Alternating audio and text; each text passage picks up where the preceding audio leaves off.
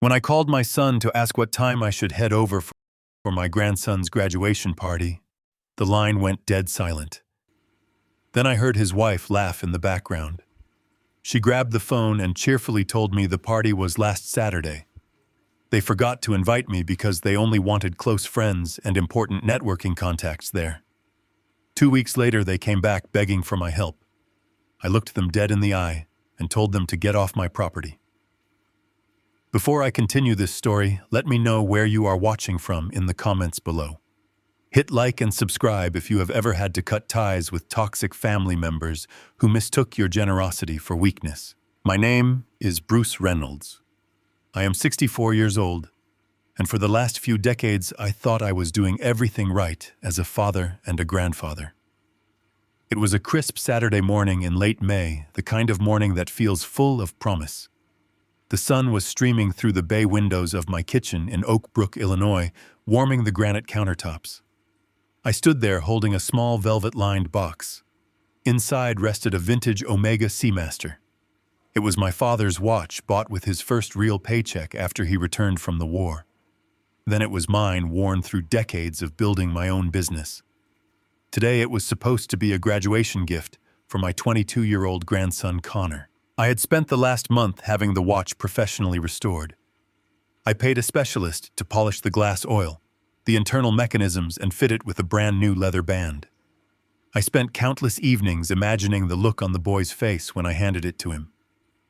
Connor had just finished his business degree at a prestigious university, and I could not have been prouder.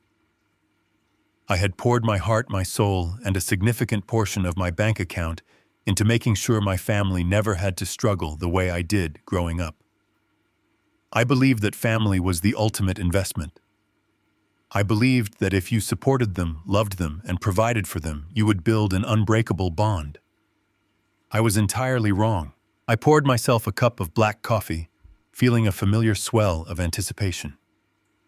Aaron, my son, had casually mentioned a few weeks prior that they were putting together a graduation barbecue for Connor at their place. I had marked my calendar immediately. I even went out and bought a new button-down shirt for the occasion, wanting to look sharp for the family photographs. I picked up my cell phone and dialed Aaron's number. It rang 3 times before he picked up. The connection clicked, and I could hear the faint sound of television chatter in the background. "Good morning, Aaron," I said, my voice full of genuine cheer. "I'm just finishing up my coffee and grabbing Connor's gift. What time do you want me to head over for the barbecue today? Do you need me to pick up some extra ice or drinks on the way?" The silence that followed was not just a brief pause. It was a heavy, suffocating dead air. I could hear Aaron breathing on the other end of the line, but he did not say a single word. I pulled the phone away from my ear for a second to make sure the call had not dropped. "Aaron, are you there?" I asked, feeling a slight knot form in the pit of my stomach. Finally, he cleared his throat. The sound was hesitant, almost cowardly. "Dad, listen," he started, but his voice completely trailed off. Before he could formulate another excuse, I heard a sharp, dismissive scoff in the background. It was Valerie, his wife. The next thing I knew, there was a shuffling sound of the phone being taken away, and Valerie's voice came through the speaker. It was dripping with that fake, sugary sweetness she always used when she was about to say something incredibly cruel. "Oh, hi, Bruce," she chirped, as if we were distant acquaintances bumping into each other at a supermarket. Actually, the barbecue was last Saturday. My hand froze around my coffee mug. The words hung in the air, disjointed and surreal. Last Saturday, I repeated my mind, struggling to process the information. But Aaron said it was this weekend. Valerie let out a light, breathy laugh that made my blood run absolutely cold. No, you must have misunderstood, Bruce. We had it last weekend right after the ceremony. It was a huge success. The caterers were fabulous. I stood there staring at the velvet box on the counter. If the party was last weekend, why was I not told? Why was I not invited? Valerie did not even wait for me to ask the question. She just plowed right ahead, completely unbothered by the devastation she was inflicting on her father-in-law. "We totally meant to call you," she continued, her tone so casual it felt like a physical blow to the chest. "But you know how crazy graduation planning gets. Plus, it ended up being mostly for Connor's close friends and some very important networking contacts from Aaron's firm. You know, investors, executives, people who can actually help Connor land a top-tier job. It was a very specific crowd.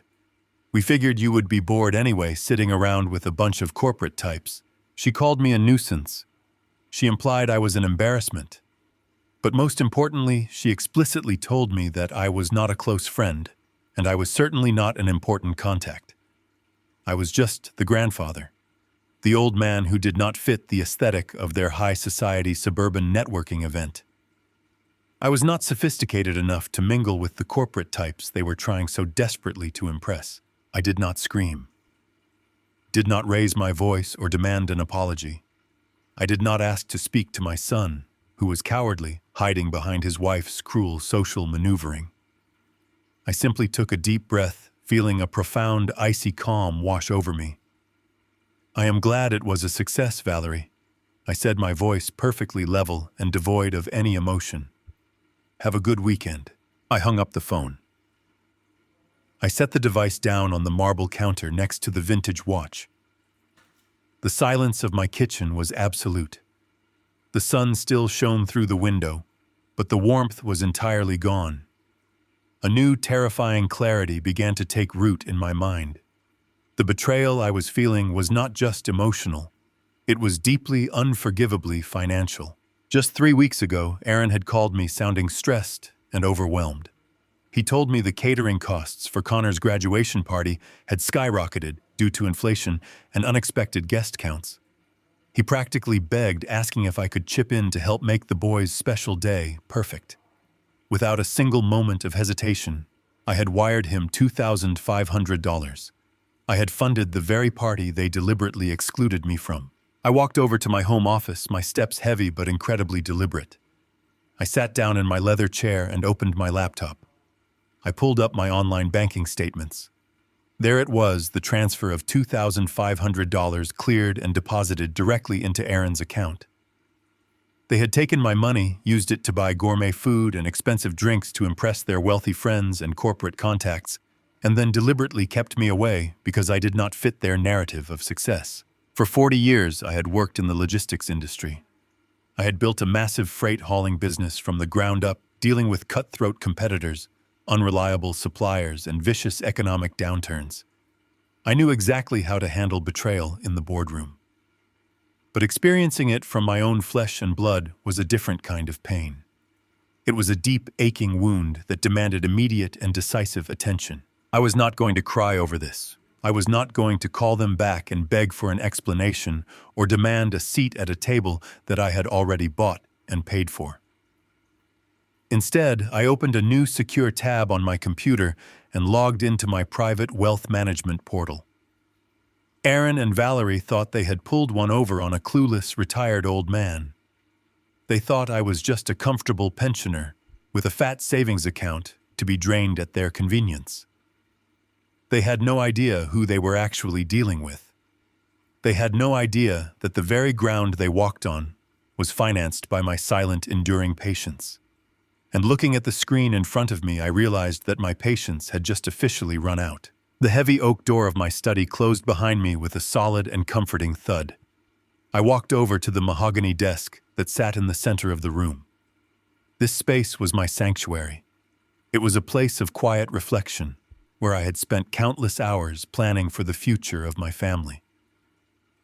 I sank into the leather chair and booted up my computer. The silence of the house pressed against my ears, but my mind was incredibly loud. I needed to see the truth in black and white.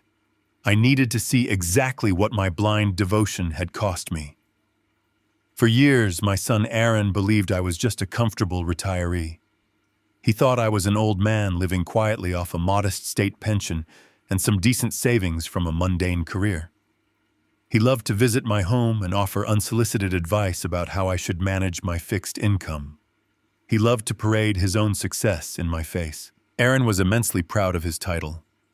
He was the vice president of regional operations at a massive freight and logistics firm in the city. He wore custom-tailored suits and drove expensive cars and loved to hand out glossy business cards at every social gathering. He thought he was a self-made titan of industry. He thought he had far surpassed his simple working-class father. What Aaron absolutely did not know, and what I had kept buried behind a wall of strict non-disclosure agreements and a heavily guarded blind trust, was the true ownership structure of his beloved company. Aaron did not work for a faceless corporate board. He worked for me. I did not just have a career at that logistics firm. I built it from the dirt up. I started with a single broken-down transport truck 40 years ago and turned it into an empire. I sacrificed sleep and health and peace of mind to build that wealth. I am the silent majority shareholder. Aaron was playing the role of a corporate king inside a kingdom that I secretly owned. I opened the heavy fireproof safe beside my desk and pulled out my private financial ledger. I placed it on the desk next to my glowing computer screen. It was time to conduct a thorough audit of my own life. I logged into my encrypted banking portals and began to trace the flow of money. I wanted to see every single dollar that had left my accounts over the past 5 years. The numbers stared back at me cold and unforgiving. I traced my finger down the screen, matching the digital transfers to the meticulous notes in my physical ledger. The reality of my financial relationship with my son was staggering.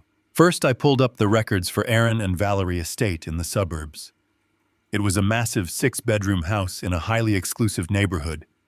Aaron loved to host dinner parties and brag about his real estate acumen. He loved to tell his friends how hard he worked to secure such a beautiful home for his family. I looked at the recurring transfers scheduled for the first of every single month. $8,000. Every 30 days, $8,000 vanished from my private wealth management account and was quietly deposited directly into the escrow account that held their mortgage. I was entirely responsible for the roof over their heads. If I stopped those payments, their precious mansion would be in foreclosure before the end of the season. I scrolled further down the page, feeling a cold knot tightening in my stomach. The parasitism did not stop at the mortgage. I opened the file detailing the vehicle leases. Valerie drove a pristine imported luxury sport utility vehicle. She loved to complain about the maintenance costs to anyone who would listen, playing the part of the stressed but wealthy suburban mother. She loved to look down on people who drove older cars. The bank statements told the real story. $1,200 a month flowed out of my accounts to cover her car payments. I was financing the very vehicle she used to drive around town and network with her important contacts. I was paying for the leather seats she sat on while she mocked my simple lifestyle. Then there was the matter of my grandson. I loved Connor deeply, and I had always promised to ensure he received the best education possible. I opened the university payment portal. Out-of-state tuition at his elite business school was exorbitant. When you factored in his luxury off-campus housing and meal plans and semester living stipends, the total came to roughly $80,000 a year. I had paid for every single credit hour.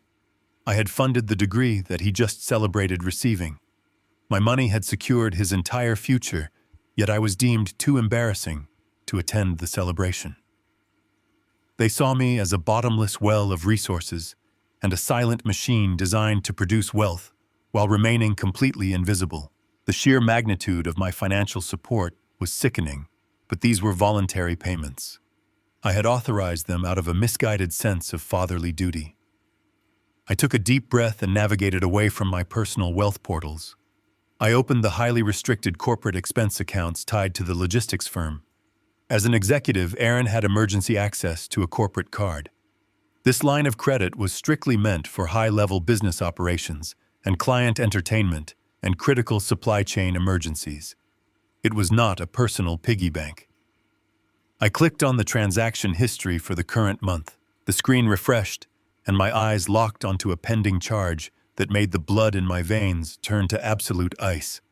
The transaction was massive. $15,000 had been charged to the corporate account just 2 days ago. I clicked on the vendor details. The money had not gone to a logistics vendor or a shipping partner or a corporate travel agency. The payment was processed by an elite invitation-only country club located less than 10 miles from Aaron House. It was an initiation fee, and the transaction was clearly marked as completely non-refundable. My hands remained perfectly steady as I opened the digital expense report attached to the charge. I needed to see how Aaron justified stealing corporate funds, but the name on the digital approval signature was not Aaron. It was Valerie. She had bypassed the security protocols by logging into the corporate portal using her husband's credentials and submitted a forged approval note. The typed message claimed this $15,000 charge was a networking and graduation gift for Connor. She wrote that securing a membership at this prestigious club was vital for Connor to build relationships with local executives. I sat back in my chair and stared at the glowing numbers. The reality of the situation shifted entirely. This was no longer a case of an ungrateful son taking advantage of a generous father. This was not just emotional manipulation or family drama. Valerie and Aaron had crossed a massive legal boundary. They had used unauthorized access to siphon $15,000 of corporate capital for their own personal leisure. The financial parasitism I had tolerated for years had just mutated into outright documented theft. They were embezzling money from my company to fund their vanity projects. Any trace of the grieving, disappointed father vanished from my heart. The sadness that had clouded my judgment was entirely burned away and replaced by the cold, calculating precision of a chief executive officer. They thought they were stealing from a faceless corporate treasury. They thought their actions would be buried in quarterly expense reports and ignored by careless accountants. They had grown so comfortable in the fake reality my money provided that they believed they were untouchable. They believed they could take whatever they wanted without consequences. I slowly closed the ledger on my desk. I closed the banking portals on my computer. The audit was complete. I now possessed a comprehensive map of their financial vulnerabilities. I knew exactly how fragile their existence truly was. Their entire world was a carefully constructed house of cards resting directly in the palm of my hand. I leaned forward and picked up my secure mobile phone. It was time to stop being the silent provider. It was time to tear down the illusion they were living in and show them exactly what happens when you decide to steal from the man who built the very ground you stand on. I dialed the private number of my wealth manager. The era of unconditional support was officially over, and the reckoning was about to begin. The drive into the heart of downtown Chicago took exactly 45 minutes, and I felt every single agonizing second of it. I did not turn on the radio to fill the quiet cabin of my truck. I did not listen to the morning news or the daily financial reports. I drove in absolute piercing silence, gripping the worn leather steering wheel, while the sprawling glass and steel towers of the financial district grew larger and more imposing on the horizon. The rain had started to fall in heavy gray sheets, washing the busy city streets clean, but my mind was already entirely clear. I navigated the slick, wet roads with a cold and mechanical precision. There was no room left in my heart for grief or parental disappointment. Those soft emotions had been entirely burned away the moment I saw the true extent of the financial abuse going on behind my back. I pulled my simple work truck into the private subterranean parking garage of the wealth management firm, standing out completely among the rows of luxury imported sedans. Wallace Kemp was not just my financial advisor. He was the brilliant and ruthless architect of my financial fortress, and a man whose loyalty to me was absolute and unwavering. We had navigated the treacherous waters of corporate expansion together decades ago, and he knew the true massive scale of my logistics empire better than anyone else on earth. I bypassed the marble front reception desk entirely and took the secure private elevator directly to the top floor. The heavy oak doors waiting for my arrival were already open. Wallace stood up from his massive polished mahogany desk the exact moment I walked into the room. He wore his usual immaculate tailored suit, but his sharp analytical eyes immediately caught the severe, rigid expression on my face. He did not offer any empty corporate pleasantries. He did not ask how my weekend went or inquire about my family. He understood immediately that this was not a social visit. He simply gestured to the heavy leather guest chair opposite him and sat back down ready to work. I did not sit. I paced over to the expansive floor-to-ceiling window, looking down at the crawling traffic far below, and I began to issue my commands. I told Wallace to immediately freeze every single corporate credit account attached to Aaron and Valerie. I wanted the access completely revoked before the lunch hour began. I instructed him to thoroughly sever the automatic monthly transfers that quietly funded the mortgage on their massive suburban estate. I told him to cancel the payments for the luxury vehicle lease that Valerie paraded around town to impress her neighbors. My voice did not waver once. There was no hesitation in my chest and no tremor in my hands. I then gave the final and most devastating order to legally dissolve the familial trust stipends that artificially padded their lavish lifestyle. Wallace typed rapidly into his secure encrypted terminal, executing the absolute financial dismantling of my son without asking a single question. He confirmed the actions were complete within 4 short minutes. The invisible safety net was officially and permanently gone. Aaron and Valerie were now floating in a terrifying freefall. They would wake up tomorrow morning with absolutely nothing to rely on but the actual corporate salary Aaron earned at the logistics firm. His salary was certainly respectable for a middle management executive, but it was mathematically impossible for it to cover a 6-bedroom mansion, a premier country club membership, and a fleet of luxury cars. They were going to feel the suffocating and crushing weight of their own reality very soon. They had desperately wanted to be independent elite socialites who only invited important corporate networking contacts to their events. Now they were going to have to pay for that exclusive privilege entirely with their own money. I finally sat down in the leather chair, feeling a profound sense of closure. The bleeding of my resources had officially stopped. I expected Wallace to close his laptop and offer a respectful nod of understanding. But he did not close the machine. He looked across the desk at me with an unusually grim and tense expression. The silence in the office grew heavy and suffocating. He slowly reached into the bottom locked drawer of his desk and pulled out a thick red folder. He slid it carefully across the polished wood until it rested directly in front of my hands. Wallace told me that his automated security algorithms had flagged a deeply concerning inquiry the previous afternoon. He explained that a shady private lending firm had run a comprehensive and aggressive background check on my primary estate and my holding company. I opened the heavy red folder and stared at the printed documents inside. It was a commercial loan application. It was a massive high-interest personal loan application designed to secure $5 million in liquid capital. I read the executive summary with my pulse pounding in my ears. Aaron was attempting to secure funding for a vanity tech startup. He wanted to leave the logistics firm I built and become a flashy tech founder to impress his wealthy friends and elite networking circle. But Aaron had absolutely no capital of his own, and no reputable bank would ever lend him millions of dollars based on his actual credit history and mediocre business plan. To secure the massive funding he needed, catastrophic amounts of collateral. I turned to the final page of the sprawling contract, and my blood turned to absolute ice. There, at the very bottom of the page above the dotted line, was my name.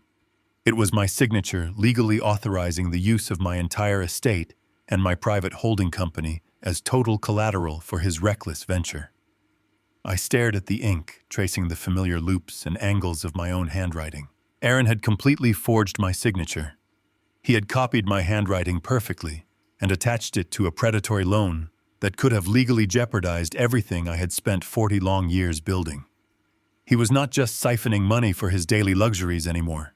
He was actively attempting to gamble with my entire legacy to fund a delusional business venture. He was willing to risk the roof over my head and the future of my company so he could play the role of a visionary tech entrepreneur. The sheer magnitude of the betrayal took my breath away. He was willing to sacrifice my entire existence for his ego. I looked up at Wallace, who was watching me with silent, calculating eyes. The financial parasitism I had stomached for years was bad enough, but this was a major federal crime. This was egregious corporate fraud. I closed the red folder and placed my hands flat on the desk. The sadness was entirely gone.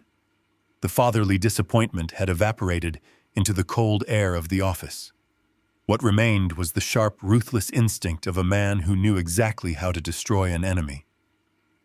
I told Wallace to prepare the legal team because we were going to let my son walk right into his own trap. 3 days passed in absolute tranquility. The storm I had unleashed upon my son's financial world was entirely silent and invisible to the naked eye, but it was moving toward him with the unstoppable force of a freight train. I spent those 72 hours walking through the loading docks of my main logistics hub in the city. The roar of the diesel engines and the heavy metallic clanking of the shipping containers provided a comforting rhythm. It was the sound of honest labor. It was the exact opposite of the hollow and fragile life my son had built for himself. I knew it was only a matter of time before the invisible safety net I had severed finally gave way beneath his feet. I kept my personal cellular phone resting in the front pocket of my work jacket, waiting for the inevitable collision with reality. The call came exactly at 2 p.m. on a bright Tuesday. The device vibrated heavily against my chest. I pulled it out and looked at the glowing screen. The name Aaron flashed in bright letters. I did not answer on the first ring. I let it vibrate a second and then a third time, allowing the tension on his end of the line to build. When I finally pressed the green button and lifted the phone to my ear, I did not speak immediately. I waited for him to break the silence. He blurted out that I needed to call the bank right now. His voice was completely stripped of its usual arrogant executive polish. It was tight and breathless and vibrating with an underlying current of absolute panic. I could hear the faint ambient sounds of classical music playing in the background, along with the hushed and polite murmurs of high-end retail staff. He was not calling from his corporate office. I knew exactly where he was because my security team monitored the declined transactions in real time. He was standing at the polished glass counter of an exclusive luxury watch boutique in the city center, attempting to purchase a timepiece that cost more than a reliable sedan. I asked him what seemed to be the problem, maintaining a tone that was perfectly level and completely devoid of any urgency. I pitched my voice to sound like a confused and slightly tired older man who had been interrupted in the middle of a mundane afternoon. He hissed into the receiver, trying to keep his voice low so the sales associates would not hear him. He explained that his corporate card was just declined and the machine had rejected it twice. He insisted it had to be some kind of ridiculous bank glitch and demanded that I call the wealth management office to authorize the release immediately. He complained that the store manager was staring at him and that the situation was incredibly embarrassing. He claimed he was trying to secure a vintage chronometer for a major client dinner that night, and they were treating him like a criminal. He ordered me to fix it and to tell Wallace to override the security block. I leaned against the cold steel of a shipping container and watched a forklift move a heavy pallet across the yard. The visual metaphor was striking. Real weight required real power to move. Aaron was trying to move mountains with absolutely nothing but borrowed air. I let a long pause stretch between us. I wanted him to feel the excruciating heat of the boutique lights. I wanted him to feel the judging eyes of the sales clerks, who were undoubtedly watching the sweaty, panicked executive whose plastic card held absolutely zero value. I replied slowly, telling him that I was not sure what he wanted me to do. I reminded him that I was not very good with modern banking technology, and suggested that sometimes the bank simply locks those accounts for routine fraud protection. I assured him it would sort itself out in a few business days, and casually suggested he should probably just use his own personal checking account to buy the watch. He snapped back that he could not use his own account for a corporate expense.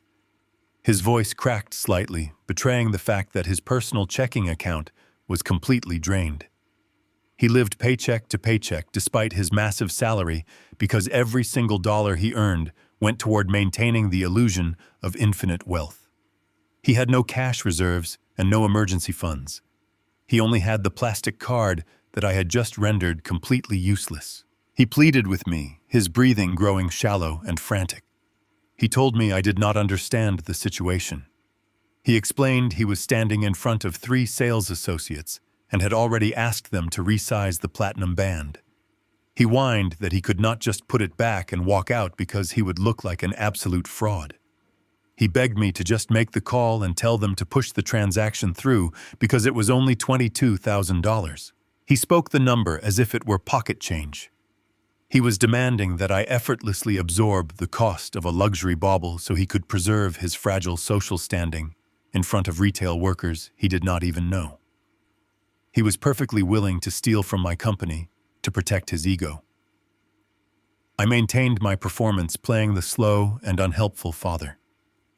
I told him that I did not have the bank contact numbers on hand and that my financial advisor was currently out of the country on a remote vacation.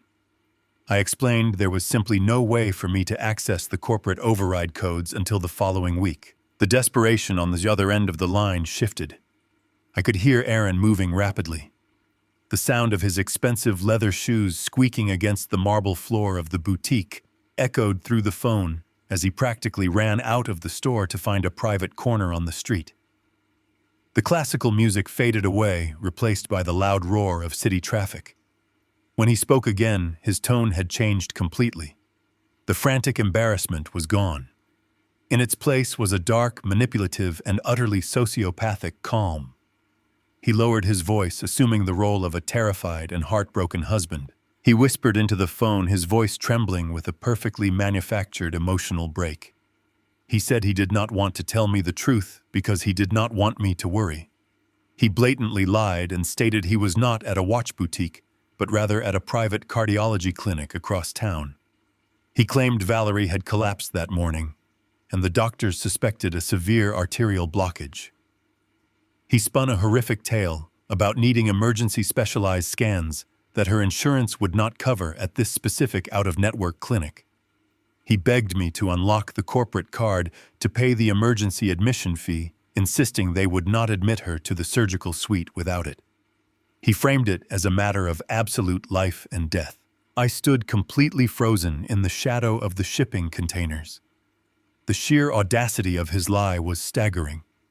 He had seamlessly pivoted from demanding money for a platinum watch to inventing a fatal medical emergency for his wife, all within the span of 60 seconds. He was utilizing my love for my family as a weapon to bypass a security block on a credit card. He was willing to fabricate a life-threatening illness and play upon the deepest fears of an elderly father simply because he lacked the funds to purchase a status symbol. This was the moment the final shred of paternal hope vanished from my soul.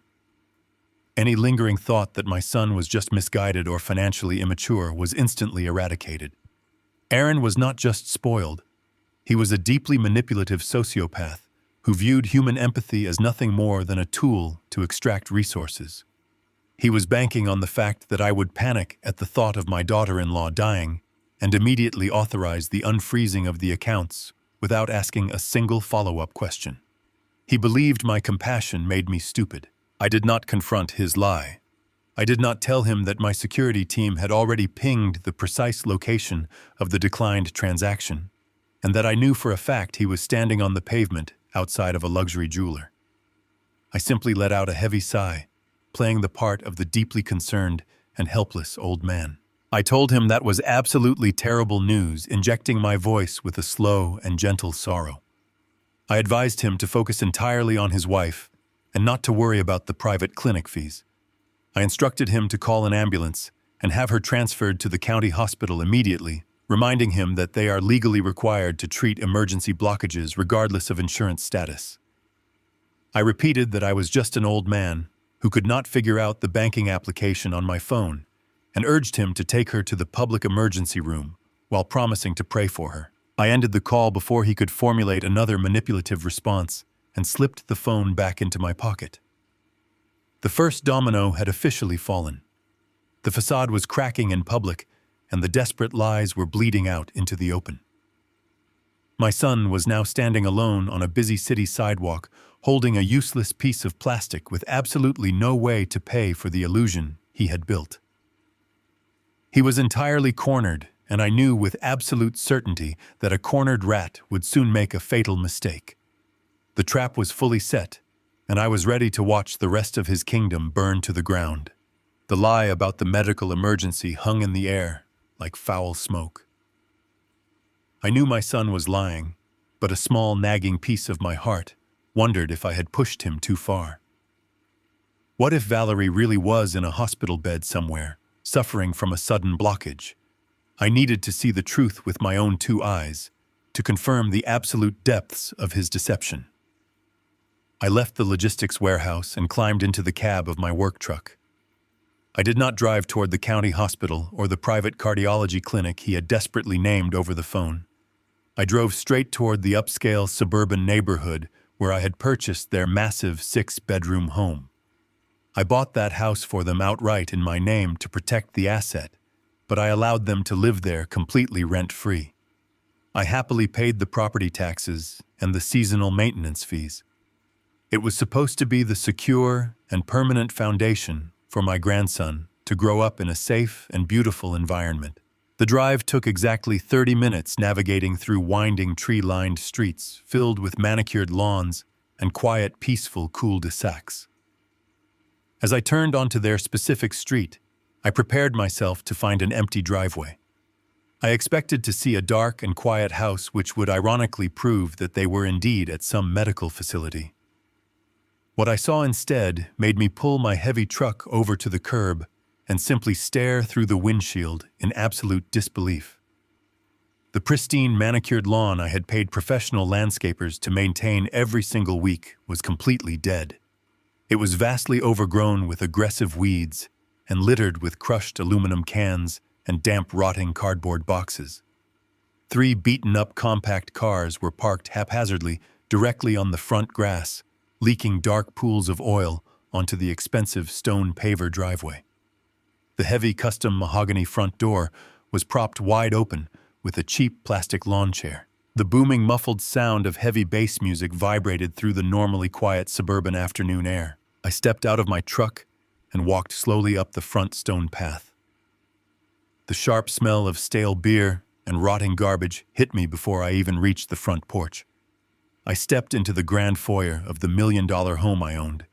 The imported Brazilian hardwood floors were deeply gouged in dozens of places and covered in a thick layer of sticky, dark grime.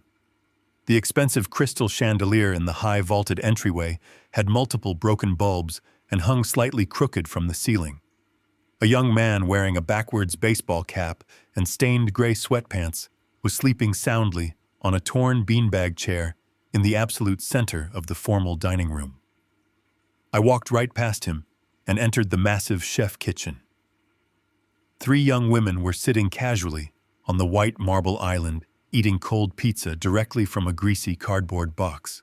They looked up at me with bored and tired eyes, as if I were the one trespassing in their private sanctuary. I kept my voice perfectly level and asked them exactly what they were doing inside my son house. One of the girls hopped off the marble counter and crossed her arms defensively.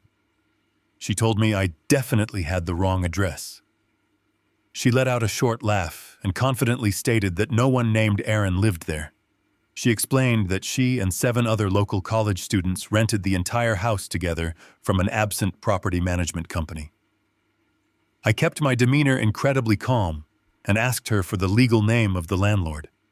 She rolled her eyes and pulled up a digital lease agreement on her cracked cellular phone.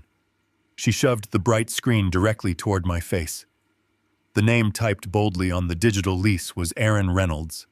The payment terms strictly dictated that the students had to pay $4,000 in cash on the first day of every single month, deposited directly into a private, untraceable post office box. I asked the girl how long they had been living in the house.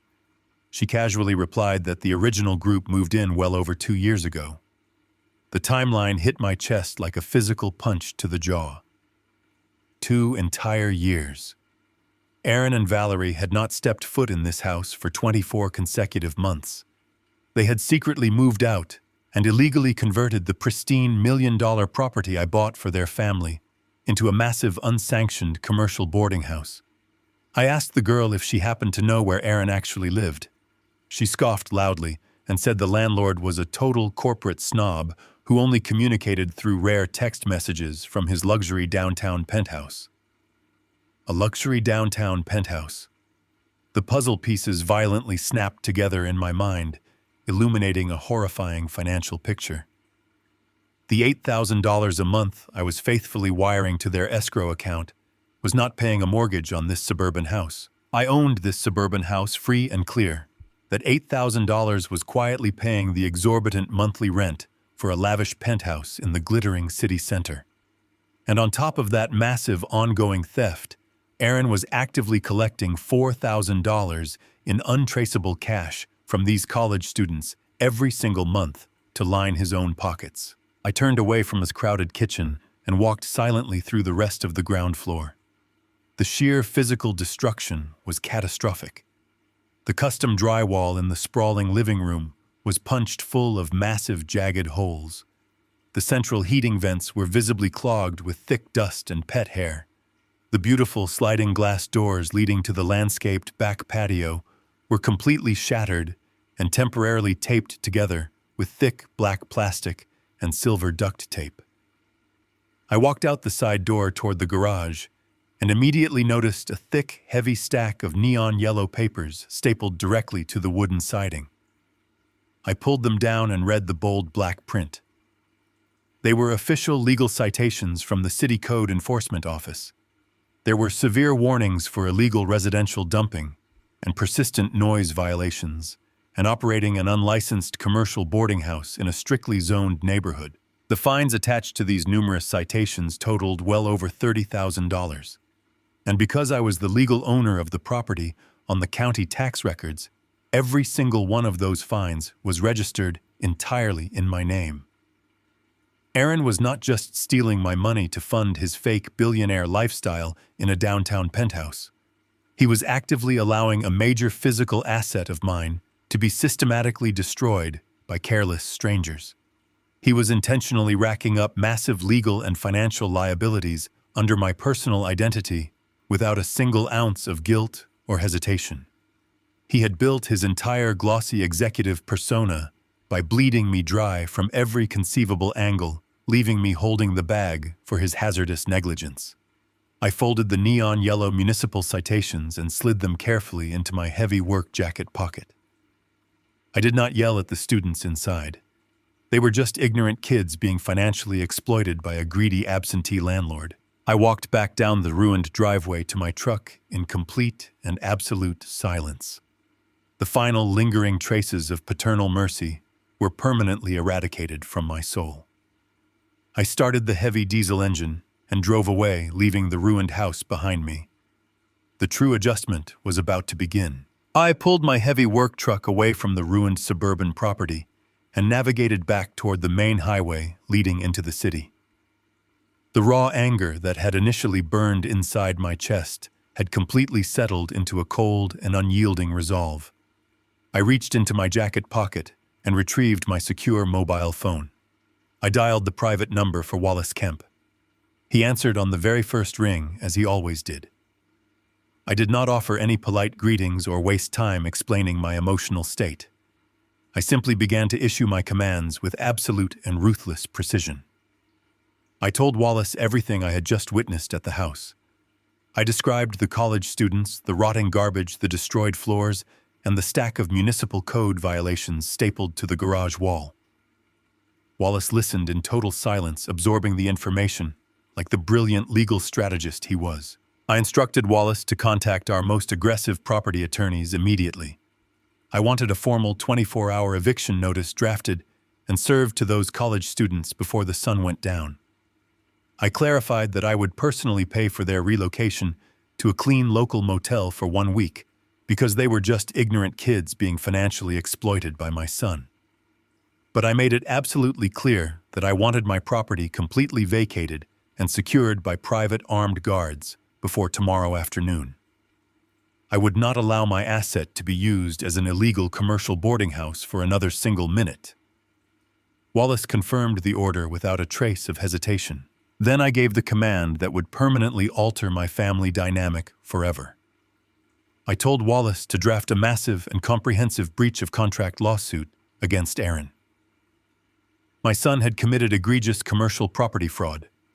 He had signed a residential agreement with me and then illegally converted my property into an unsanctioned business for his own personal profit. I wanted every single dollar of that illegal rent accounted for and seized. I wanted the $30,000 in municipal fines transferred directly to his name through the county court system. I instructed Wallace to have the legal couriers deliver the lawsuit directly into the hands of my son at his luxury downtown penthouse. The era of unconditional protection was over, and the legal guillotine was finally dropping. I returned to my logistics warehouse and immersed myself in the honest and exhausting work of moving freight. I approved shipping routes and spoke with my drivers and grounded myself in the reality of hard labor. I needed the distraction to keep my mind focused while the gears of justice began to turn in the city. I knew that Aaron and Valerie were currently living their normal day, completely oblivious to the massive storm that was about to hit them. They thought they had successfully outsmarted a foolish old man. They had no idea that their entire world was about to collapse under the crushing weight of legal accountability. It was late in the afternoon when my personal phone began to ring. The device vibrated aggressively against the solid wood of my desk. I looked at the glowing screen and saw the name Valerie flashing brightly. I knew instantly that the legal couriers had successfully completed their job. I knew the formal eviction notices had been posted at the suburban house, and the massive fraud lawsuit had been placed directly into their hands. I picked up the phone and brought it to my ear. I answered the call, but I did not say a single word. I simply sat in the quiet atmosphere of my office and waited for her to speak. The voice that came through the speaker was completely unrecognizable. The fake, sugary sweetness she had utilized for the past 20 years was entirely gone. The polished and refined suburban socialite had vanished completely. In her place was a cornered, vicious, and incredibly desperate predator. Valerie did not offer any polite pleasantries. She did not attempt to pretend that there was a simple misunderstanding. She screamed into the phone with a raw and unhinged fury that echoed loudly in my silent office. She demanded to know what kind of monster sues his own flesh and blood. She accused me of trying to ruin their beautiful lives over a simple real estate misunderstanding. She called me a bitter and jealous old man who simply could not handle seeing his son achieve high society success. I listened to her frantic and venomous insults with absolute calm. Her words did not hurt me because they were stripped of all power. I let her exhaust her initial wave of rage before I quietly asked her how she planned to pay her exorbitant penthouse rent now that she could no longer steal from my company. That simple factual question pushed her completely over the edge. She realized in that exact moment that I was not going to argue or defend my actions. She realized that the financial tap was permanently welded shut and that her illusions of grandeur were destroyed. She stopped screaming, and her breathing became heavy and sharply calculated. She shifted her strategy from pure rage to the ultimate form of emotional blackmail. She lowered her voice into a dark and threatening whisper. She told me that if I did not call off my lawyers and drop the commercial fraud lawsuit immediately, I would suffer a permanent and devastating consequence. She stated with absolute freezing clarity that I would never see my grandson Connor ever again. Valerie promised me that she would completely erase my existence from his life. She threatened to tell him that I was a cruel and abusive man who wanted to destroy his parents out of pure spite and malice. She said she would make sure I was never invited to his future wedding or the birth of his future children. She declared that I would die a lonely and forgotten old man in an empty house while they moved on and forgot I ever existed. She was using the only piece of leverage she believed she had left in the world. She was using my unconditional love for my grandson as a hostage to secure her financial ransom. I did not raise my voice in response to her vile threat. I did not beg her to reconsider or attempt to negotiate with a woman who viewed her own child as a bargaining chip in a corporate dispute. I simply pulled the phone away from my ear and pressed the red button to end the call. I cut off her toxic voice and let the quiet peace of my warehouse office wash over me again. The threat hung heavily in the air, but it did not have the paralyzing effect she had intended. It did not make me want to surrender my wealth back to them. It only brought a new and sharp clarity to my mind. I sat back in my heavy leather chair and thought deeply about my grandson. Connor was 22 years old now. He was a newly graduated adult who had spent his entire life bathed in the extreme privilege that my invisible money had provided. Valerie based her entire threat on the confident assumption that Connor was completely under their control and aligned with their narrative. But I realized I did not actually know the true character of the young man he had become. I had loved him from a distance, providing for his needs, while his parents managed his daily life.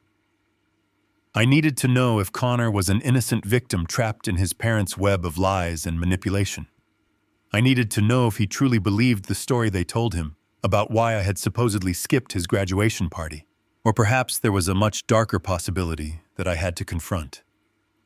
I had to consider the terrifying chance that Connor was an active and willing participant in their greed. I had to find out if the rot of entitlement had completely infected the next generation of my family. I could not rely on the narratives spun by Aaron and Valerie anymore. I could not let them act as the gatekeepers between my grandson and the truth. I stood up from my desk and grabbed my truck keys with a renewed sense of purpose. The legal guillotine had successfully severed my son and his wife from my wealth and exposed their true nature. Now it was time to bypass the parents entirely. I needed to find my grandson, look him directly in the eyes, and hear the unvarnished truth straight from his own mouth. I drove my heavy work truck into the sprawling corporate campus, where my 22-year-old grandson had recently started his new post-graduation job. Aaron had bragged about this position for months. He claimed Connor had secured a highly competitive executive internship at a prestigious investment firm purely on his own merit. I parked my weathered vehicle between two gleaming luxury sports cars and stepped out into the humid afternoon air. I knew exactly how Connor had gotten this job. I had quietly pulled a massive string with a longtime business associate to ensure my grandson had a foot in the door of the financial world. I had paved his path with gold and influence, hoping he would use the opportunity to learn the value of hard work. I walked through the sliding glass doors of the towering glass building and bypassed the crowded waiting area. I approached the main reception desk and gave my name to the security guard. I did not wait for an escort or a guest badge. I walked directly to the private elevators and rode up to the 14th floor. The environment was sterile and intimidating, filled with expensive modern art and hushed conversations. I navigated the maze of glass-walled offices until I found the small junior executive suite bearing the name Connor Reynolds. I stood outside the glass door for a moment and watched him. He was leaning back in an ergonomic mesh chair, spinning a gold pen between his fingers while staring blankly at a computer monitor. He wore a custom-tailored navy blue suit and a silk tie. He looked exactly like a younger version of his father. He possessed the same effortless arrogance and the same unearned confidence. I pushed the glass door open and stepped inside the quiet room. Connor dropped his gold pen on the desk. He sat up completely straight, and his eyes widened in absolute shock. He clearly did not expect to see his grandfather standing in his office in the middle of a workday, wearing a faded work jacket and heavy boots. He swallowed hard and asked me what I was doing there. His voice lacked any warmth or familial affection. It was defensive and guarded. I walked over to the single visitor chair and sat down slowly, keeping my eyes locked entirely on his face. I did not exchange any polite greetings. I told him I had come to talk about his graduation party and the fact that I had been deliberately excluded from celebrating the degree I had entirely paid for. I reminded him that I had spent over $300,000 covering his out-of-state tuition and his luxury off-campus housing and his generous semester living stipends. I explained that I had happily funded his entire education because I wanted him to start his adult life completely free of debt. I then asked him why he did not even bother to call me on the day of his graduation party. I asked him how he could stand in a backyard filled with catered food and expensive networking contacts, and not wonder why the man who financed his entire existence was not sitting at the table. Connor looked away from me and stared at the polished surface of his desk. He shifted uncomfortably in his chair and adjusted his expensive silk tie. He finally looked back up and his expression shifted into one of frustrated annoyance. He told me that his parents had given him a very different story. He explained that Aaron and Valerie had sat him down the night before the party and told him a completely fabricated lie. They told him that I was deeply disappointed with his final grade point average. They claimed I was disgusted by his academic performance and felt that he had squandered my investment. Connor told me his parents said I had flatly refused to attend the celebration out of pure spite and anger. I sat perfectly still and let the sheer cruelty of that lie wash over me. Aaron and Valerie had not just hidden the party from me. They had actively poisoned my grandson against me. They had used my absence to paint me as a cruel and demanding old man, while they happily spent the $2,500 I had wired them for the catering. I kept my voice perfectly level and corrected the narrative. I told Connor the absolute truth. I explained that his parents had deliberately given me the wrong date. I told him about the money I had sent and the fake country club membership his mother had illegally charged to my corporate accounts. I laid out the entire scope of their financial fraud and the devastating legal consequences they were currently facing. I watched Connor process this massive influx of information. I waited for the realization to hit him. I expected to see a flash of anger toward his parents. I expected him to express profound sorrow or empathy for the betrayal I had just endured. I waited for my grandson to reach across the desk and apologize for believing such a terrible lie about the grandfather who had given him everything. But the empathy never came. The sorrow never materialized. Connor did not shed a single tear or offer a single word of comfort. Instead, his posture completely relaxed. The defensive tension left his shoulders, and he leaned back in his ergonomic chair. He let out a short, cynical laugh and shook his head. He looked at me with a cold and calculating gaze that chilled me to the very marrow of my bones. He casually stated that his parents were absolute idiots. He did not condemn them for their moral bankruptcy or their cruelty. He only condemned them for being caught. He told me he always knew they were terrible with money and that they were living far beyond their means. He crossed his arms over his tailored suit and completely shifted the dynamic of the conversation. He did not ask how I was feeling. He immediately pivoted to his own financial strategy. Connor leaned forward and lowered his voice, adopting a conspiratorial and demanding tone. He told me that since his parents were now completely cut off and facing total financial ruin, it was time for me to bypass them entirely. He explicitly stated that he did not want to be dragged down by their legal mess or their sinking ship. He looked me dead in the eye and brought up the private trust fund. He knew that I had established a massive $1 million trust in his name designed to be released in careful increments over the next 2 decades. He demanded that I dissolve the age restrictions on the trust fund immediately. He told me with staggering entitlement that he needed the entire $1 million transferred directly into his personal control by the end of the month. He claimed he needed the liquid capital to live his own life and start building his own investment portfolio away from his toxic parents. He framed his demand not as a request for help, but as a logical business transaction between 2 wealthy men. He was completely unbothered by the fact that his family was currently tearing itself apart. He only saw an opportunity to secure a massive unearned payday. The generational rot was absolute. The infection of greed had not stopped with my son. It had passed directly down to my grandson, infecting his entire worldview.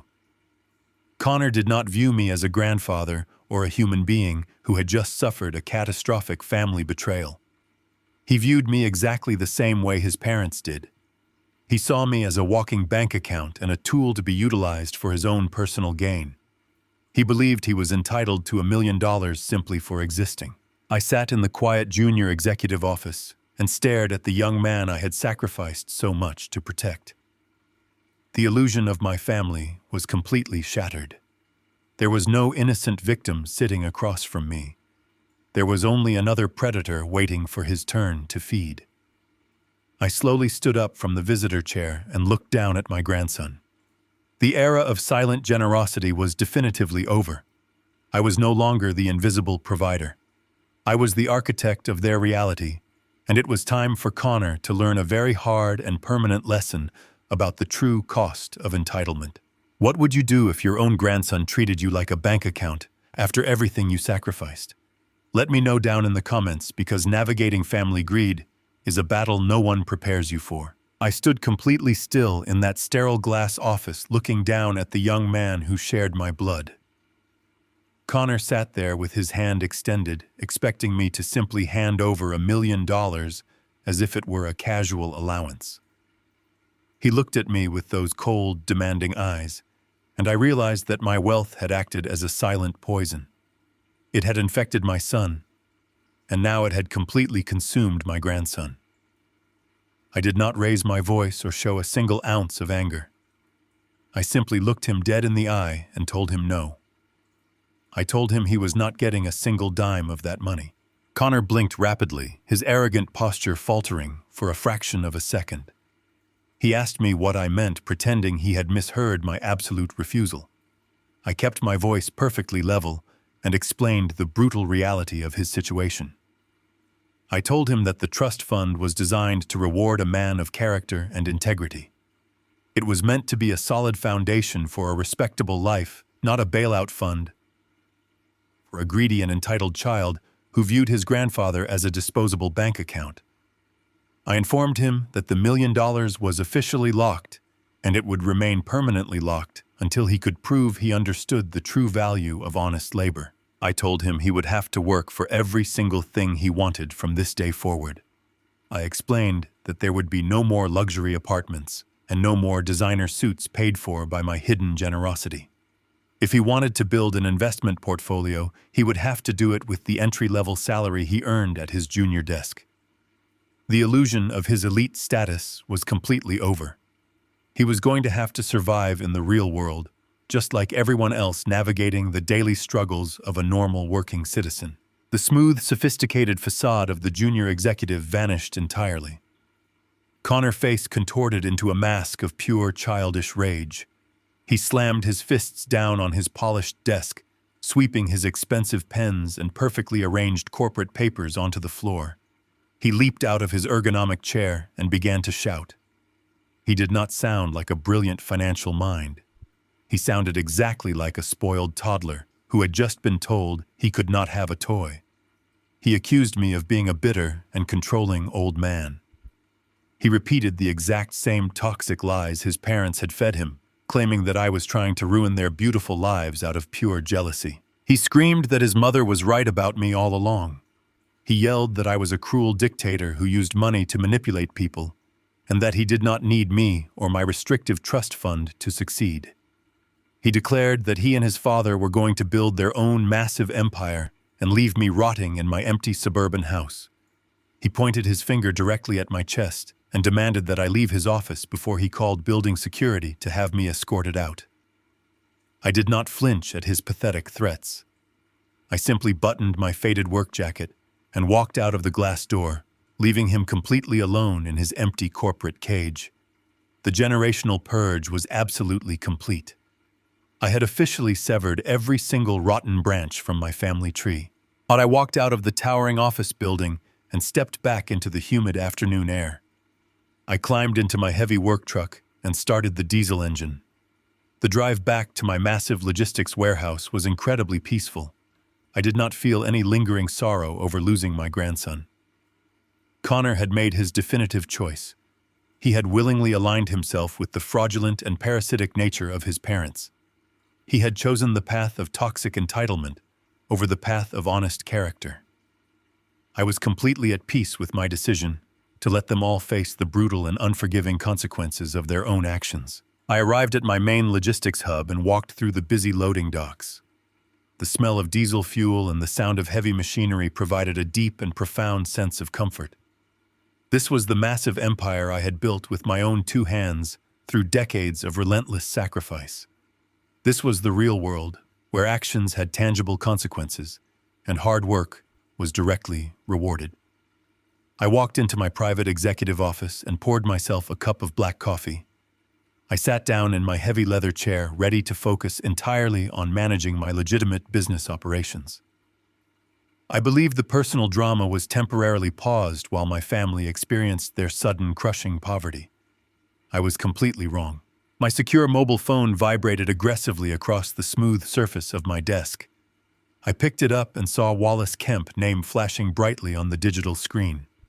I answered the call, expecting a routine update on the eviction proceedings at the ruined suburban house. Instead, Wallace's voice came through the speaker with an unusual and sharp urgency. He did not waste any time with polite corporate pleasantries. He told me that Aaron had just initiated a catastrophic and highly illegal maneuver. My son had not surrendered when I cut off his credit cards and his stolen rental income. He had grown infinitely more desperate and incredibly dangerous. Wallace explained that Aaron was currently attempting a hostile and completely illegal takeover of my entire logistics company. He had bypassed the standard corporate communication channels and gone directly to the executive board of directors. Aaron was heavily leveraging the forged power of attorney documents that Wallace had discovered, hidden in the financial files days earlier. My son was formally presenting those fraudulent papers to the board, claiming that I was suffering from severe and rapid cognitive decline. He was attempting to convince the directors that I was medically and mentally unfit to run the company, and that he had been legally appointed to assume total absolute control of my majority shares. The sheer audacity of the criminal scheme was breathtaking. Aaron was completely broke and facing massive municipal fines and a commercial fraud lawsuit. He knew his wealthy facade was crumbling publicly, and he needed millions of dollars immediately to save himself from total financial ruin. He decided to play his final and most desperate card. He was using the forged signature he had originally created for a vanity tech loan to stage a massive corporate coup. He believed that if he could successfully seize control of the board, he could drain the company treasury to pay off his massive debts and maintain his elite lifestyle without ever actually working for it. Wallace informed me that Aaron and Valerie had officially scheduled an emergency executive board meeting for the very next morning. They planned to present the forged proxy documents and force a formal board vote to remove me from power permanently. They were incredibly confident because they believed I was completely unaware of the forgery and totally ignorant of standard corporate governance. They still firmly thought I was just a simple old man who did not understand how the high-stakes business world truly operated. I listened carefully as Wallace detailed the precise mechanics of Aaron's illegal strategy. I did not feel any panic or fear. I only felt a cold and ruthless anticipation. My son was willingly walking into a massive federal perjury trap entirely of his own making. He was carrying fabricated legal documents into a corporate boardroom, intending to commit massive corporate theft in broad daylight. I told Wallace not to interfere with the scheduled meeting under any circumstances. I instructed him to let Aaron proceed exactly as he had planned. I wanted my son to stand in front of the entire board of directors and present his elaborate lies with absolute unwavering confidence. I finished my cup of black coffee and looked out the large window of my office. The logistics yard was busy with heavy trucks moving freight across the country. I had spent 40 years protecting this company from ruthless competitors and devastating economic disasters. I was certainly not going to let an entitled and desperate child steal it from me, using a fake signature and a cowardly lie. I told Wallace to prepare the final corporate ownership documents and ready the internal security teams. The ultimate confrontation was perfectly set, and I was going to completely dismantle my son's entire existence in front of the very audience he was trying to impress. The executive boardroom on the top floor of the logistics headquarters was a cavernous space designed to intimidate anyone who crossed its threshold. The massive room featured a long, polished mahogany table surrounded by 12 high-backed leather chairs. It was exactly 9 in the morning when the heavy frosted glass doors swung open. Aaron and Valerie walked into the room with the synchronized swagger of conquering royalty. They wore matching dark designer suits, clearly purchased on their quickly vanishing credit lines, looking every bit the part of elite corporate titans ready to claim their newly stolen throne. They marched into the room with their heads held high, fully expecting to find a room full of nervous board members, waiting desperately for a new leader to guide them. They did not expect the heavy and suffocating silence that greeted them. The board members were already seated perfectly still, watching the couple with completely unreadable expressions. Aaron did not let the cold atmosphere deter him. He confidently walked over to the head of the table, where the massive executive chair was turned away from the room, facing the floor-to-ceiling window that overlooked the sprawling city skyline.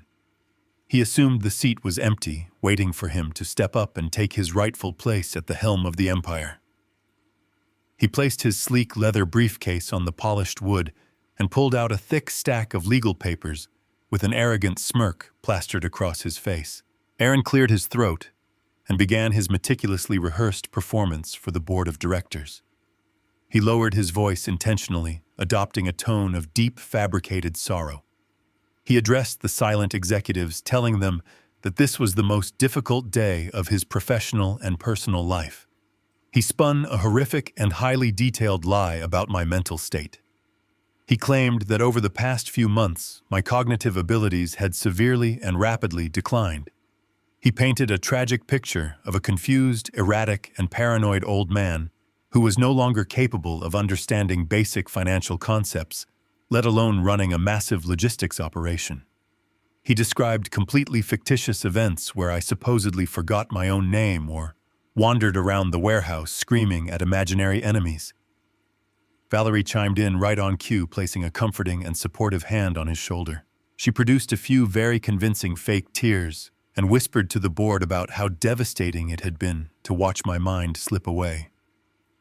She claimed I was making reckless choices, canceling necessary family accounts, and suffering from violent delusions that threatened the safety of my own grandson. She played the part of the exhausted and heartbroken daughter-in-law perfectly. Aaron then slid the thick stack of forged proxy documents toward the center of the table. He announced that for the good of the company and to protect my dying legacy, he had legally assumed total medical and financial power of attorney over my life. He proudly stated that the documents authorized his immediate transition to Chief Executive Officer and demanded that the board formally recognize his absolute control over my majority shares. He stood tall, adjusting his expensive tie, expecting applause or at least a chorus of sympathetic nods to validate his massive corporate theft. He got absolutely nothing. The board members remained completely silent, staring right past Aaron toward the head of the table. The heavy leather executive chair slowly swiveled around. I was sitting right there. I had been sitting there the entire time, listening to every single vile and unforgivable word they spoke. I rested my hands calmly on the armrests and looked directly into my son's eyes. The arrogant smirk vanished from Aaron's face so quickly, it was as if he had been physically struck by a speeding freight train. All the color instantly drained from his cheeks, leaving him a pale and terrified ghost. Valerie gasped loudly, stepping backward and stumbling clumsily in her expensive high heels.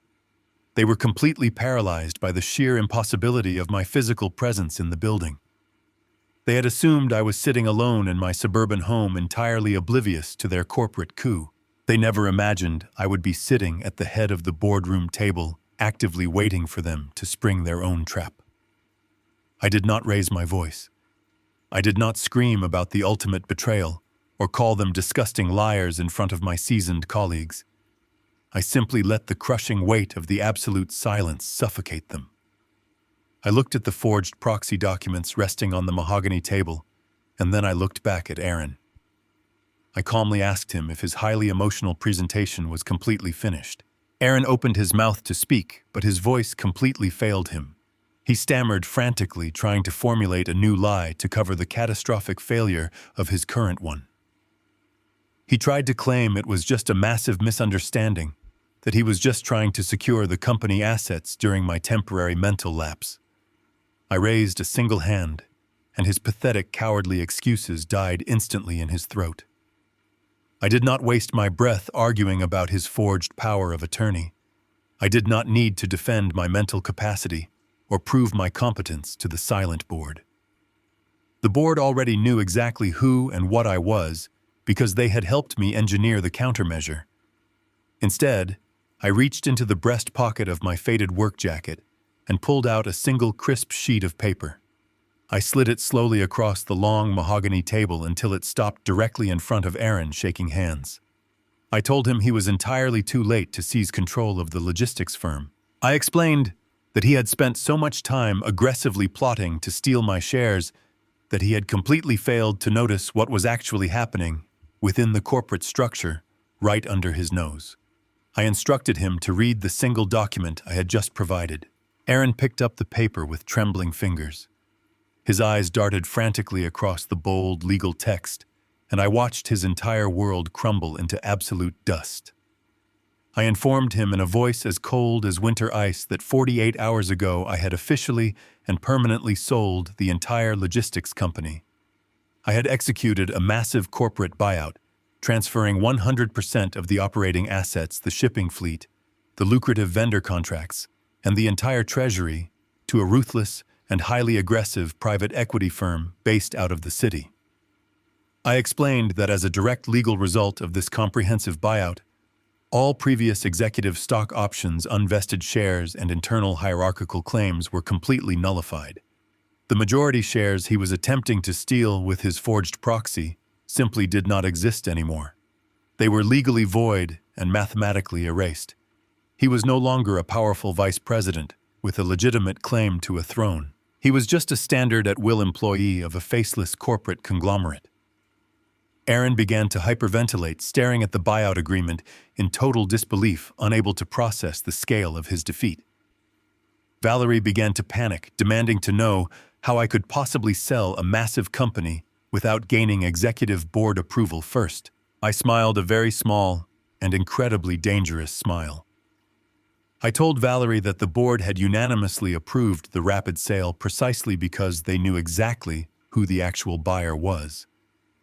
I leaned forward, resting my elbows on the polished wood, and delivered the final fatal blow to their delusional ambitions. I revealed that the ruthless private equity firm that now exclusively owned the logistics empire was not a group of aggressive, wealthy strangers. It was a massive shadow corporation that I wholly and exclusively owned under an ironclad blind trust. I had essentially bought my own company, restructuring it entirely from the ground up, specifically to legally obliterate Aaron standing within it. By transferring the massive assets to my private equity firm, I had mathematically and legally erased any potential claim my son could ever make on my legacy. He could wave his fabricated medical documents and his forged power of attorney all he wanted, but they were completely useless against a sovereign corporate trust that he was not a legal part of. The proxy gave him control of absolutely nothing, because I had already moved the entire mountain out from under him. He owned absolutely nothing. He controlled absolutely nothing. He was standing in a boardroom that no longer recognized his stolen authority, holding a forged document that only proved his criminal intent. The absolute ruin of his corporate ambitions was complete and irreversible. The silence in the massive boardroom was absolute and suffocating. Aaron stood completely frozen, staring at the legal document that had just reduced his entire corporate kingdom to ash. I did not give him a single moment to catch his breath or formulate another pathetic excuse. I turned my attention away from his pale, terrified face and addressed the silent board of directors. I spoke with the calm, measured authority of a man who had built an empire from the dirt. I systematically began to dismantle my son's professional reputation, stripping away every last illusion of his executive competence. I told the board that for the past 5 years, Aaron had operated under the delusion that he was a vital pillar of this logistics firm. I exposed the brutal reality that his entire career had been nothing more than an expensive charity project funded entirely by my misguided paternal guilt. I listed his actual contributions to the company, highlighting the stark and embarrassing truth. I pointed out that he had not secured a single new shipping contract in 36 months. He had never optimized a supply chain route, or managed a warehouse crisis, or negotiated a favorable fuel tariff. I explained that his daily routine consisted exclusively of 3-hour networking lunches, playing golf at exclusive country clubs, and handing out glossy business cards to people who secretly laughed at his profound ignorance of the freight industry. I watched the faces of the seasoned executives around the table. They did not look at Aaron with sympathy. They looked at him with the cold, calculating disdain reserved for a parasite that had finally been ripped away from the host. Aaron opened his mouth to defend himself, but his voice cracked and died in his throat. His expensive, custom-tailored suit suddenly looked like a cheap Halloween costume. I leaned forward, resting my hands on the polished mahogany table, and delivered the final professional blow. I informed him that his employment at my company was officially terminated, effective immediately.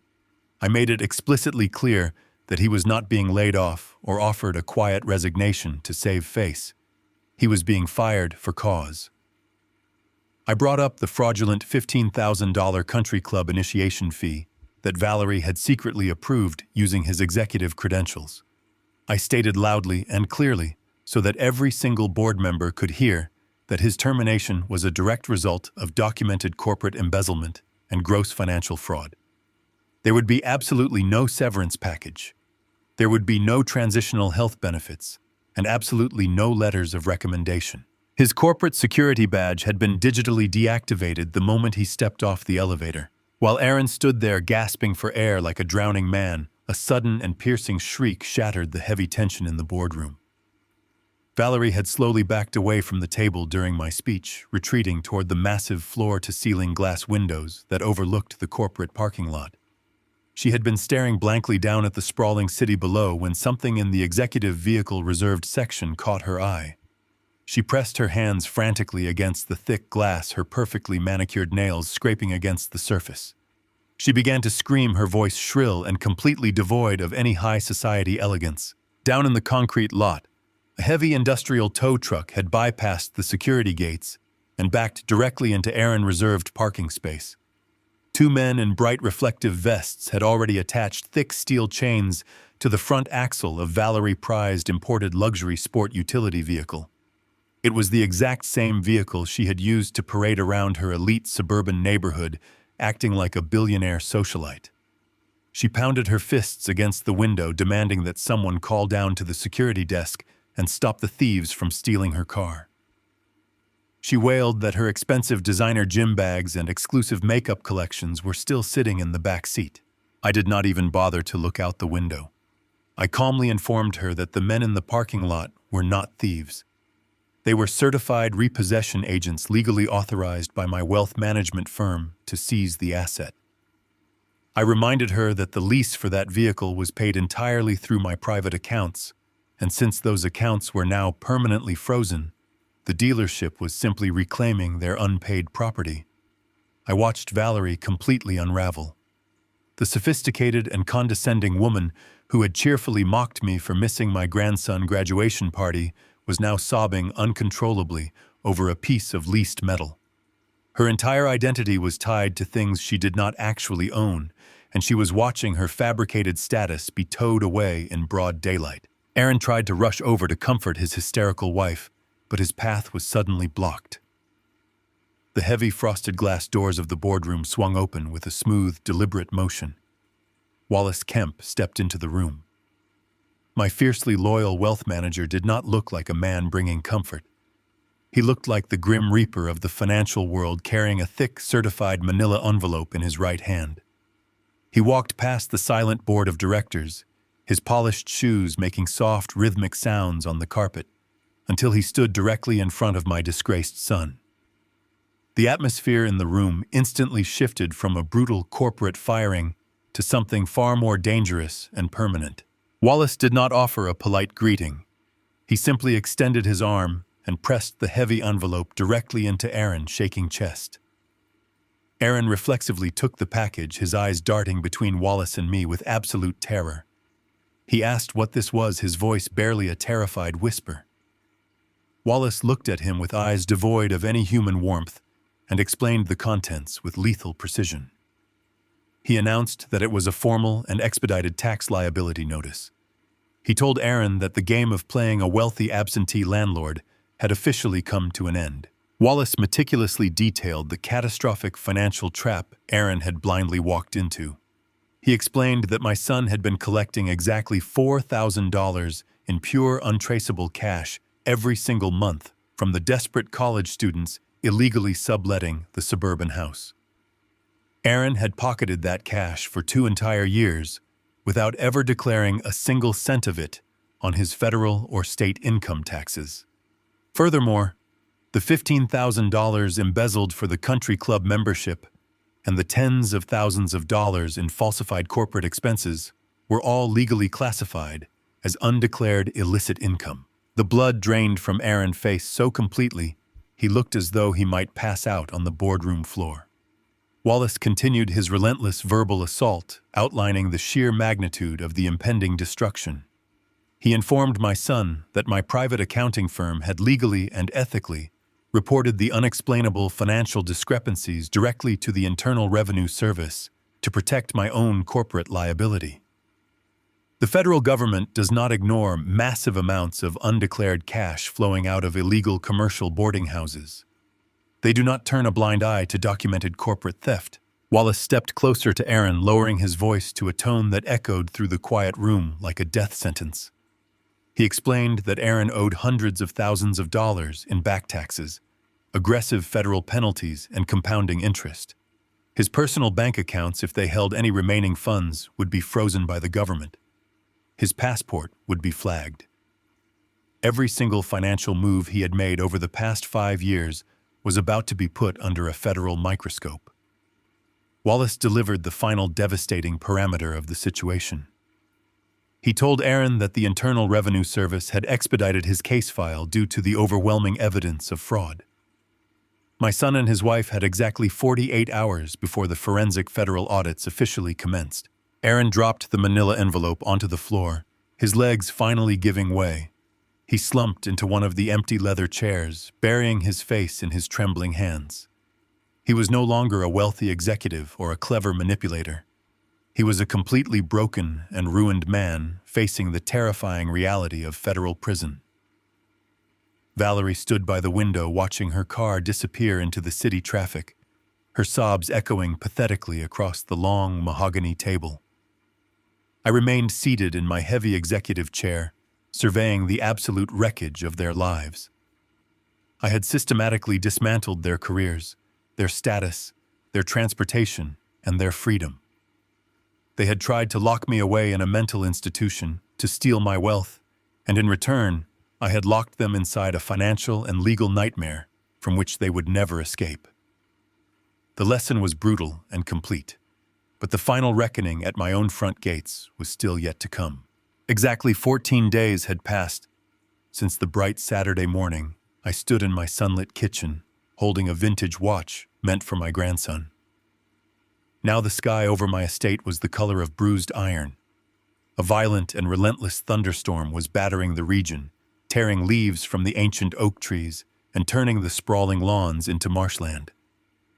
I was sitting in the quiet warmth of my study, drinking a cup of black coffee, and watching the high-definition security monitors mounted above my desk. The cameras captured the long, winding road leading up to the heavy wrought iron gates that secured the perimeter of my property. I had built those gates years ago to protect my family from the outside world. I never imagined I would eventually use them to protect myself from my own blood. Through the thick sheets of freezing rain, the headlights of an approaching vehicle cut through the gloom. It was not the pristine imported luxury sport utility vehicle Valerie used to parade around her elite neighborhood. It was not the sleek executive sedan Aaron drove to his fraudulent corporate meetings. It was a cheap, beaten-up compact rental car with a sputtering engine and a dented front bumper. The pathetic little vehicle crawled to a halt directly in front of my massive security gates. The engine idled roughly, shaking the entire frame of the car.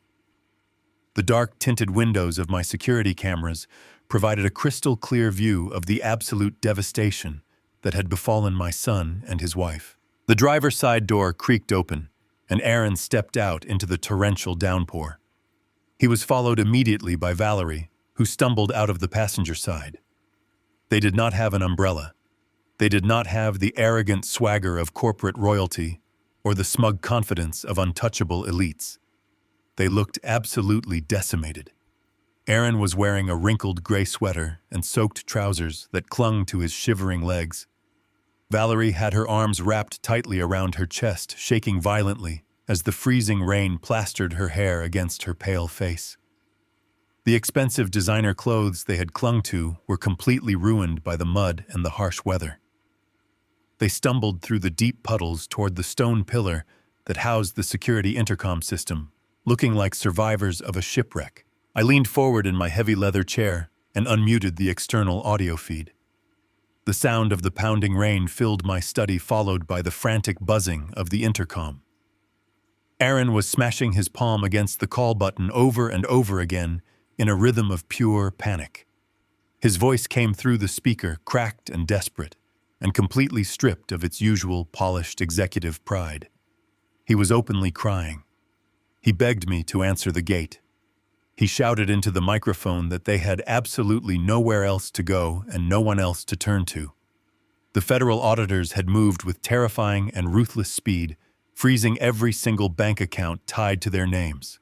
The luxury downtown penthouse had officially locked them out after the commercial eviction notice was processed, changing the electronic codes on their doors.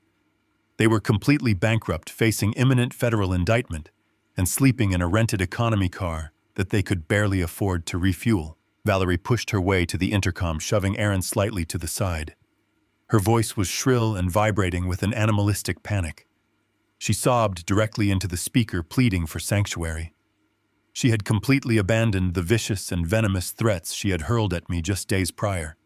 She did not mention her previous promise to keep my grandson away from me, or her vow to ensure I died a lonely, forgotten old man. Instead, she desperately tried to invoke the sacred bond of family. She cried that family comes first, and that I could not simply leave my own flesh and blood to freeze in the street like stray dogs. She begged for just one night in a warm bed, claiming they had learned their lesson and were ready to make everything right. They were utilizing every ounce of emotional manipulation they had left, hoping that the pitiful sight of them shivering in the mud would break my resolve and activate my deeply ingrained paternal instinct. I sat in the quiet comfort of my study and listened to their pathetic cries echoing through the speakers. I felt no anger and no sorrow and absolutely no pity. I only felt a profound and unshakable clarity. I could have simply pressed a button on my desk to disable the intercom and leave them screaming into the empty void of the storm. It would have been the easiest path. But a silent dismissal was far too easy for the magnitude of their betrayal. They needed to understand that this was not a temporary punishment or a fleeting moment of anger or a strict negotiation tactic. This was a permanent and irreversible exile. I stood up from my leather chair and grabbed a large black umbrella from the brass stand in the corner of the room. I walked out the heavy front doors of my house and stepped directly into the storm. The rain hammered loudly against the thick fabric of my umbrella as I walked slowly and deliberately down the long paved driveway. The distance from my front door to the iron gates was substantial, giving them ample time to watch my approach. Through the heavy, wet iron bars, they saw my silhouette moving steadily through the gray sheets of rain. Aaron immediately began to shout my name, his voice echoing over the thunder. He waved his arms frantically through the gaps in the cold metal, treating me like a rescue ship appearing on the horizon. Valerie pressed her face against the wet iron, sobbing even louder, and thanking God that I had finally come to save them. They genuinely believed that my physical presence meant I had surrendered to their emotional blackmail. They truly believed the nightmare was over, and that the warm, safe, forgiving reality of my wealth was about to envelop them once again to shield them from the consequences of their own actions. I stopped exactly 3 feet away from the heavy iron gates. The freezing rain poured down between us, creating a literal and metaphorical wall that could never be breached. I looked directly into my son's eyes. His face was pale and trembling, streaked with dark mud and terrified tears. He begged me to press the release button and let the massive gates swing open. He promised he would do anything I asked, and that he would work off his massive debts in my warehouses. Valerie wept uncontrollably beside him, promising to be the best and most devoted daughter-in-law in the entire world. I let them exhaust their breath. I let them pour out every single desperate promise and hollow apology they could possibly muster. I waited patiently until the only sound remaining was the heavy thud of the rain hitting the cold asphalt. I did not raise my voice to compete with the roaring storm. I spoke with a quiet and lethal calm that cut straight through the noise of the weather and pierced directly into their souls. I looked dead into Valerie's panicked and pleading eyes. I did not mention the embezzlement or the federal audits or the massive legal destruction of their lives. I simply recited the exact same words she had cheerfully spoken to me just 2 weeks prior, when she thought I was nothing but a disposable fool. I told her I only invite special people to my home. I watched the devastating realization hit her like a physical blow to the stomach. The memory of her own cruel laughter and her arrogant dismissal at the graduation party returned to absolutely destroy her. She gasped and stepped back from the iron bars, her hands flying to her mouth in pure horror. I shifted my gaze to Aaron and told him that my property was strictly reserved for close friends and important networking contacts. I reached deep into my coat pocket and pulled out the master security remote. I pressed the heavy lockdown button. The massive steel deadbolts on the iron gates engaged with a loud and echoing metallic crash, permanently sealing the entrance shut. I told them to get off my property immediately and never return. I turned my back on their agonizing screams and walked slowly back up the driveway toward the warmth and absolute peace of my home, leaving them alone to face the cold, unforgiving storm they had created entirely by themselves. The relentless storm from the afternoon had fully transitioned into a suffocating and pitch-black night. The heavy rain continued to assault the thick glass windows of my estate, but inside the walls, the atmosphere was completely still. I sat in the darkness of my living room, staring into the dying embers of the fireplace. I had assumed that securing the heavy iron gates would be the absolute end of the confrontation for the evening. I believed that Aaron and Valerie would retreat to their miserable rental car and face their impending federal indictments with whatever small fraction of dignity they had left. I was severely underestimating the sheer reckless panic of a man who had absolutely nothing left to lose. It was precisely 11 at night when my secure cellular phone vibrated softly against the fabric of my trousers. The screen illuminated the dark room with a stark and silent warning. The advanced security system I had installed throughout the property did not utilize loud sirens or flashing lights that would alert an intruder. It was designed to send a silent, encrypted notification directly to my device the exact moment a perimeter breach occurred. The notification clearly stated that the heavy reinforced window in the East Wing hallway had just been violently forced open. The East Wing led directly to my private study, where the massive steel floor safe was bolted to the foundation. I did not feel a single spike of fear or surprise. I felt an overwhelming sense of profound exhaustion and cold realization. My son was not just a corporate fraud or an emotional manipulator. He had officially crossed the threshold into becoming a desperate and dangerous criminal breaking into a home in the dead of night. I picked up my phone and dialed the emergency services number. I spoke to the local dispatcher in a completely level and hushed tone. I provided my exact address and informed them that a hostile intruder was actively breaking into my private residence. I told the dispatcher that I was armed and safely secured in my study, and I requested that the responding officers cut their sirens before turning onto my street so they would not spook the trespasser.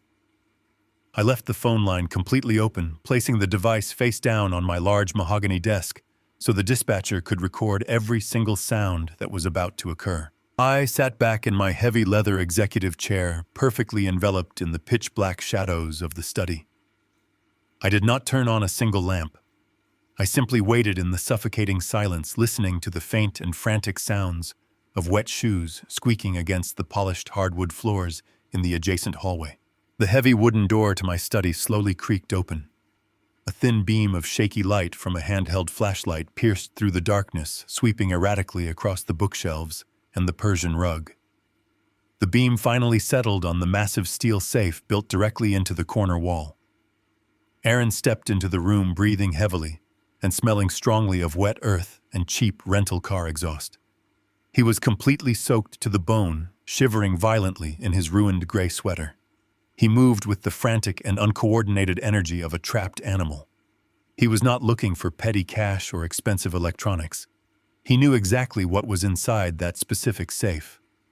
Years ago, during a moment of misguided fatherly transparency, I had told him that I kept a reserve of physical bearer bonds secured in the house for catastrophic corporate emergencies. Bearer bonds were virtually untraceable and fully negotiable like physical cash. Aaron desperately needed liquid assets to flee the state before the federal auditors officially filed the indictment papers the following morning. He intended to crack the safe, steal my emergency reserves, and vanish into the night, leaving his entire legal and financial disaster behind him. He dropped to his knees on the damp carpet and frantically grabbed the heavy steel dial of the safe. He placed the flashlight on the floor, pointing it directly at the combination lock. His hands were shaking so severely that he could barely grip the metallic knob. He began to spin the dial rapidly, muttering the numbers under his breath. He was using my late wife's birthday, thinking I was a sentimental old fool who would use such a predictable code to secure millions of dollars in untraceable bonds. He spun the dial 3 times and pulled heavily on the steel handle, but the vault remained completely locked. He let out a pathetic and frustrated sob, punching the solid metal door in pure desperation. He wiped the freezing rain from his eyes, leaving streaks of dark mud across his pale face. He reset the dial and prepared to try another combination, completely unaware that I was sitting less than 10 feet away, watching his entire humiliating performance. I decided he had degraded himself enough. I reached out and flicked the switch on the small brass desk lamp. The warm yellow light flooded the room, instantly casting long, deep shadows against the walls. I spoke his name quietly, breaking the heavy silence of the room. I told him he was using the completely wrong combination. Aaron screamed and threw himself backward, tumbling violently across the carpet. The flashlight rolled across the floor, casting wild, spinning shadows. He scrambled to his feet, completely terrified, looking wildly around the room, until his wide eyes finally locked onto my face. I was sitting perfectly still in the leather chair, my hands resting calmly on the desk, directly next to the open cellular phone connecting us to the police dispatcher. All the remaining adrenaline and false bravery instantly drained from his body. The realization that he had walked directly into an inescapable trap hit him with the force of a physical blow. He fell back onto his knees, completely collapsing under the weight of his own monumental failure. He buried his face in his dirty, trembling hands and began to weep uncontrollably. It was not the calculated, manipulative crying he had used earlier at the front gate.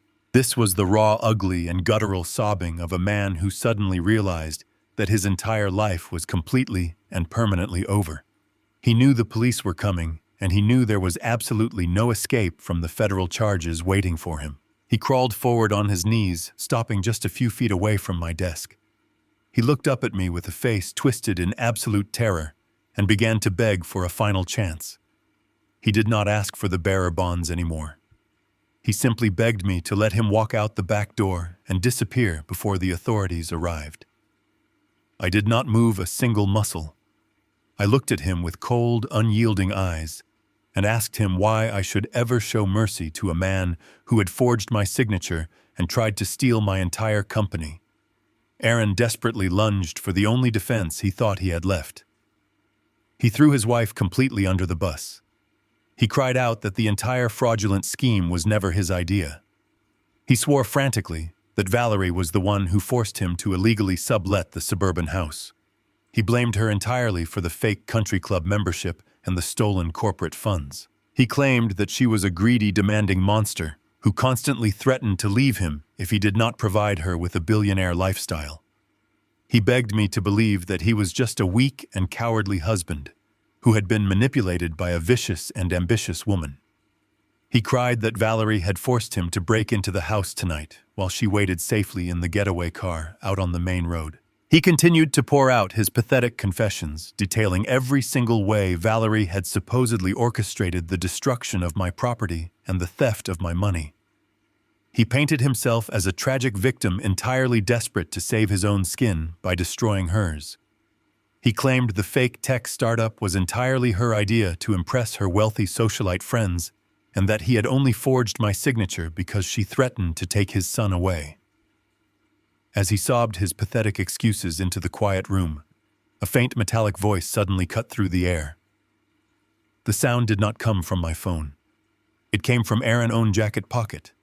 In his frantic rush to break into the house, he had accidentally left his cellular phone active on a continuous open call with Valerie so she could monitor his progress from the rental car. The call had been entirely connected the entire time. The faint, distorted voice of his wife echoed from his soaked clothing, completely venomous and shaking with absolute homicidal rage. She had heard every single word. She had sat in the cold, damp car listening to her husband cowardly shift the entirety of their federal crimes directly onto her shoulders. She had listened to him beg for his own freedom, while intentionally offering her up to the authorities as the sole mastermind of their massive fraud. Aaron froze completely, his eyes widening in pure horror as he realized the open phone line had just broadcasted his ultimate betrayal. The distant sound of approaching police sirens finally began to wail through the rainy night air, signaling the absolute end of their disastrous partnership. The wail of the police sirens tore through the freezing rain, shattering the heavy silence of my estate. The flashing red and blue lights illuminated the wet trees and cast violent spinning shadows across the walls of my private study. Aaron remained frozen on his knees, staring at the mobile phone in his pocket, where Valerie had just heard his ultimate betrayal. The mechanical voice of the police dispatcher echoed from the open phone resting on my mahogany desk, confirming that multiple armed units had breached the main gate and were advancing up the driveway. I slowly stood up from my leather executive chair, smoothing the front of my faded work jacket. I did not offer my son a single word of comfort or an avenue of escape. I walked past his trembling form and headed straight for the heavy wooden front doors of my house. Aaron scrambled to his feet, tripping over the wet carpet, and followed me blindly, like a terrified child seeking a shield that no longer existed. I pulled the front doors open and stepped out onto the massive stone porch, allowing the cold wind to wash over me while the police cruisers skidded to a halt on the wet asphalt. 4 officers stepped out into the torrential downpour, with their flashlights cutting through the darkness. 2 of them instantly flanked the beaten-up rental car parked near the fountain. They drew their weapons and ordered the passenger to step out, with her hands visible. Valerie emerged from the cheap vehicle completely soaked and shivering violently. Her designer clothes were ruined, and her perfectly manicured facade had been entirely washed away by the storm. The officers forcefully guided her toward the center of the muddy lawn, illuminating her pale and terrified face with their bright tactical lights. Aaron stumbled out of the house and collapsed onto the wet grass directly in front of the police cruisers. He raised his hands in surrender, weeping openly and babbling incoherent apologies to the armed men. The officers quickly surrounded him, ordering him to stay completely still while they assessed the scene. I remained standing on the elevated stone porch, physically and metaphorically, above the absolute wreckage of their lives. I calmly informed the commanding officer that my son had violently broken into my private study, attempting to crack my steel safe while his wife waited outside as the getaway driver. The moment Valerie heard my statement and saw her husband kneeling in the mud, the remaining shreds of their fabricated high society marriage completely disintegrated. She did not act like a devoted wife trying to comfort her terrified spouse. She acted like a cornered predator, willing to chew off her own limb to escape a steel trap. She remembered every single cowardly word Aaron had spoken through the open phone line just minutes prior, when he had desperately tried to blame her for the entire federal fraud scheme. Valerie lunged toward him, screaming with an unhinged and feral fury. She kicked the muddy water, splashing it directly into his face, and cursed him for being a pathetic, weak, and miserable liar. The officers had to physically restrain her, pulling her back by her arms as she thrashed and fought. She shouted to the police that she was not the mastermind of any corporate theft, and that she had been held hostage by a man drowning in a secret double life. Aaron cried out, begging her to stop talking, but his pleas only fueled her vindictive and explosive rage. Valerie realized that simply screaming accusations would not save her from a federal indictment. She needed to offer the authorities something tangible and devastating to secure her own survival. She frantically twisted against the grip of the officers and yelled that she had physical proof of his massive individual crimes. She told the commanding officer to search the secret zippered compartment inside her ruined designer handbag, sitting on the passenger seat of the rental car. One of the officers retrieved the soaked bag and pulled out a cheap prepaid burner phone perfectly preserved inside a waterproof plastic sleeve. Valerie shrieked over the sound of the rain, claiming that the device contained the entire digital map of Aaron and his hidden existence. She confessed to the police that her husband had not just embezzled corporate funds to pay for their luxury penthouse. She exposed the brutal reality that Aaron had secretly accumulated hundreds of thousands of dollars in illegal underground gambling debts. She declared that the burner phone contained all the encrypted messages, threatening texts from private lenders, and documented proof of massive offshore wire fraud he had committed attempting to hide his stolen money from the Internal Revenue Service. Aaron let out a gut-wrenching wail of pure agony. The woman he had just tried to throw under the bus to save himself had flawlessly executed the exact same maneuver with lethal and documented precision. He begged the police not to look at the phone, sobbing that his wife had stolen the device to frame him. But the officers were not interested in refereeing a domestic dispute between two federal suspects. The commanding officer secured the burner phone in an evidence bag, sealing the absolute destruction of my son and his future. The officers forcefully grabbed Aaron by his wet shoulders, pulling his arms behind his back. The sharp and definitive click of the steel handcuffs locking around his wrists echoed clearly over the thunder. Another officer performed the exact same maneuver on Valerie, pinning her arms and securing the metal restraints. They were both physically stripped of their freedom in the middle of my front lawn. The police shoved Aaron into the back seat of the first squad car, pressing his head down as he wept hysterically. Valerie was violently escorted to the second vehicle, her screams muffled as the heavy door slammed shut, sealing her inside the cage. The scene was completely secured, and the flashing blue lights reflected off the puddles in the driveway. I stood on the porch, watching the authorities prepare to transport the two criminals away from my property forever. Just as the lead officer turned to ask me for a final statement, a new set of headlights pierced through the darkness of the tree-lined road. A sleek ride-share vehicle pulled up slowly, stopping just behind the police cruisers. The back door opened, and Connor stepped out into the freezing rain. My 22-year-old grandson was wearing a thin jacket, looking completely disoriented and terrified.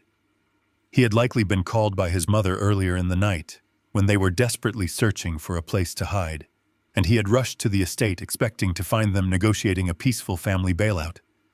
Instead, he stepped into the mud just in time to witness the absolute and catastrophic collapse of his entire universe. Connor stood paralyzed in the torrential downpour, staring at the police cars. He saw his father with his face pressed against the wet glass of the back window, weeping like a broken child. He saw his mother locked in the second vehicle, her mascara running down her face in dark, terrifying streaks. He realized in that exact moment that the wealthy and untouchable parents who had promised to build an empire with him were nothing more than common thieves being hauled away to federal prison.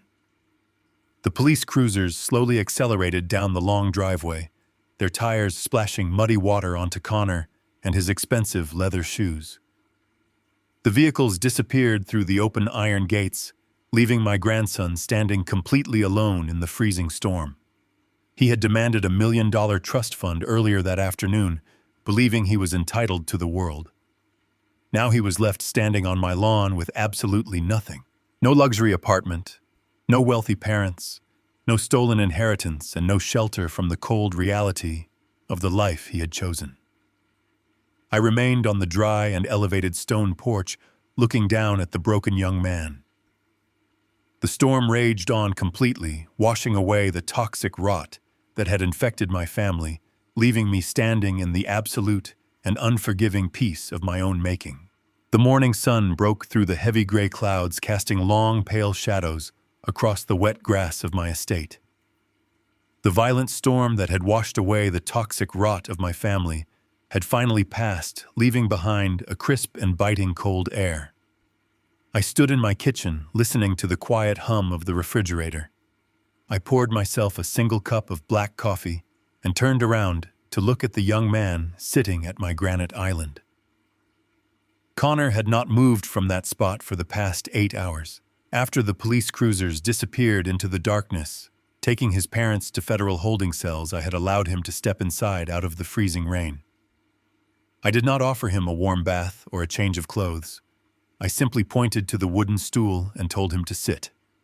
He was still wearing the same custom-tailored navy blue suit he had worn in his glass corner office, but the fine fabric was completely ruined by mud and rainwater. His expensive leather shoes were destroyed, and the silk tie hung loosely around his neck like a symbol of his shattered ego.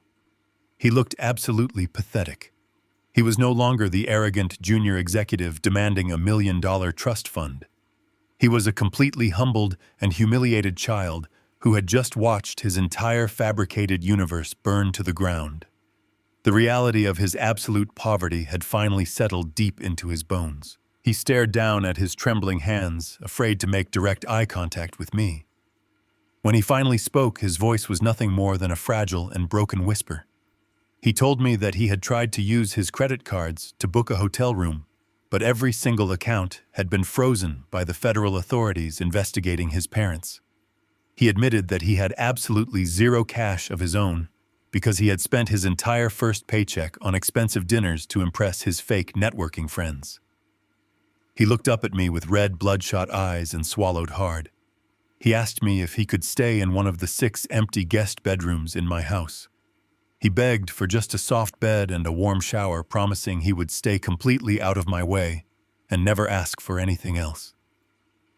I took a slow sip of my black coffee and let the heavy silence stretch between us. I looked at his desperate face and I felt a profound sense of duty. I was not going to rescue him. I was going to rebuild him from the foundation up. I placed my coffee mug on the counter and told him to stand up and follow me. I did not lead him down the wide, carpeted hallway toward the luxurious guest suites in the main house. I walked to the back door and stepped out into the crisp morning air. Connor followed me silently, his ruined shoes squeaking against the wet stone patio. I led him across the sprawling backyard, entirely bypassing the beautiful gardens, and walking directly toward a dilapidated wooden tool shed, sitting on the far edge of the property line. The small structure had not been used in over a decade. The wooden siding was peeling, and the roof sagged slightly under the weight of accumulated dead leaves. I pulled open the creaking wooden door, revealing a dark and dusty single room that smelled strongly of old motor oil and damp earth. Inside the cramped space, there was absolutely nothing but a rusted metal workbench, a single bare light bulb hanging from the ceiling, and an old military cot pushed against the far wall. I turned to my grandson and told him this was his new bedroom. Connor stared into the dark shed with a look of pure disbelief. He opened his mouth to protest instinctively, reaching for the deep entitlement he had worn his entire life. I could see the ghost of his former arrogance trying to rise to the surface, but the words died instantly in his throat. He looked back toward the massive driveway where he had watched his mother and father get shoved into the back of police cruisers in cold steel handcuffs just a few hours prior. He finally understood that he possessed absolutely zero leverage in this world. He was standing on my property and breathing my air entirely at my discretion. I kept my voice perfectly level and delivered the absolute terms of his survival. I told him there would be no $1 million trust fund and no corporate bailout. I explained that I was offering him a job at the lowest possible level of my logistics warehouse. He would be earning minimum wage loading heavy wooden pallets onto freight trucks for 10 hours a day. He would pay me a portion of that meager salary as rent for the tool shed, and he would buy his own food with whatever small amount of money he had left.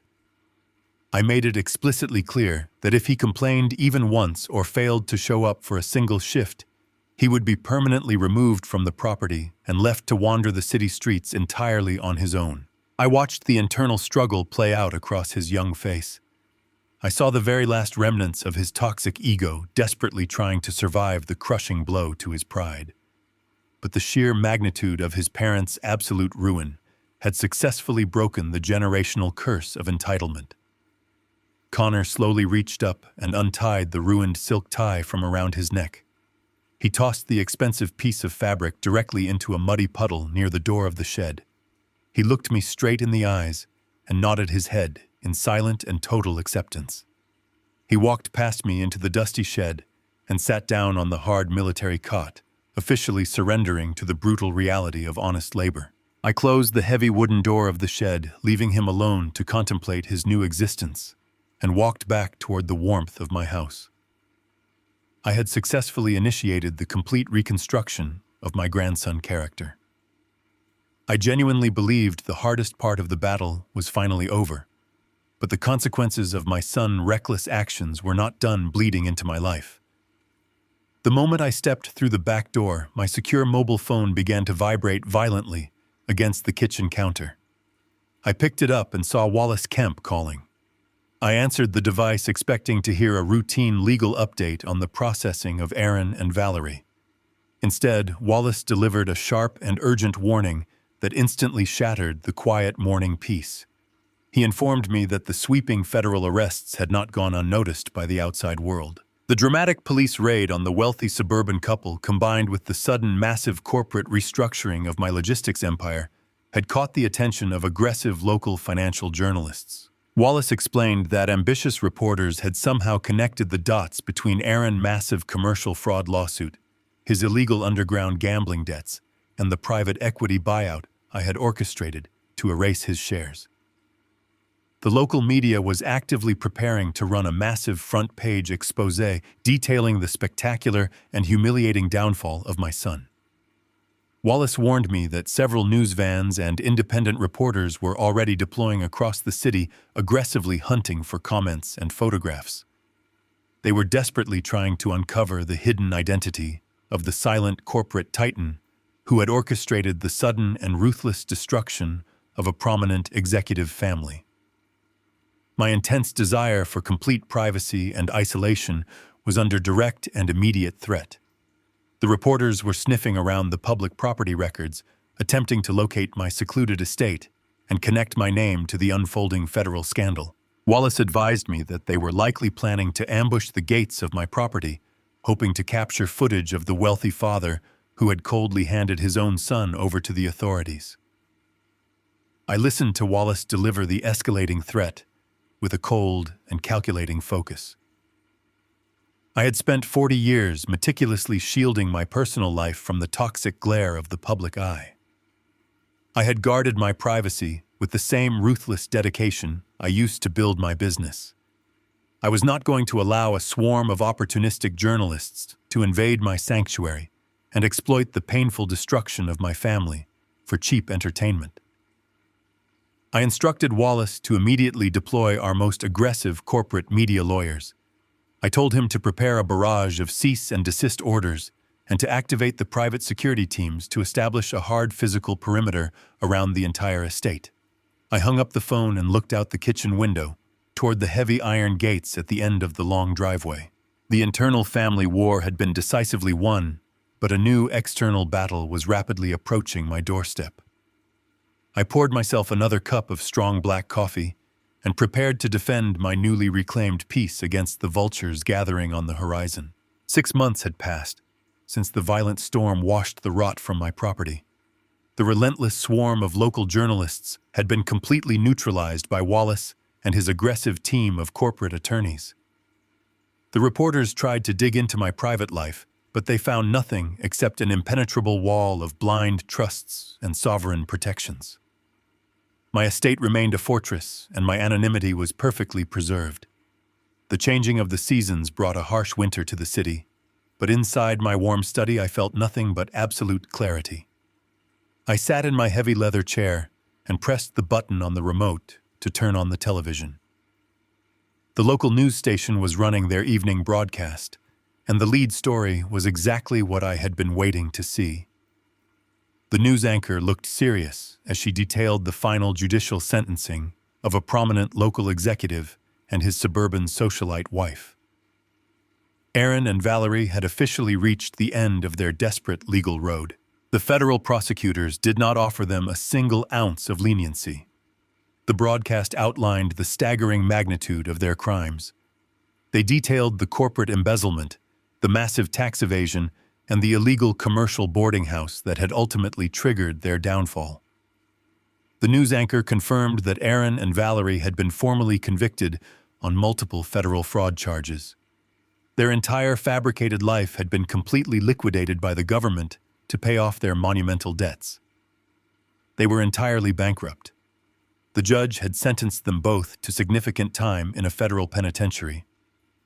I watched the screen as a brief clip showed my son and his wife being escorted out of the courthouse in metal handcuffs. They looked aged and broken, stripped of their designer clothes and their arrogant smiles. I turned the television off and let the quiet atmosphere of the room settle around me. I did not feel a single pang of sorrow or regret. I had given them every opportunity to live an honest and privileged life, but they chose the path of greed and manipulation. They had dug their own graves, and now they were going to spend the next several years lying in them. The corporate parasite had been permanently removed, and my legacy was finally safe. The following morning, I decided to visit my main logistics warehouse.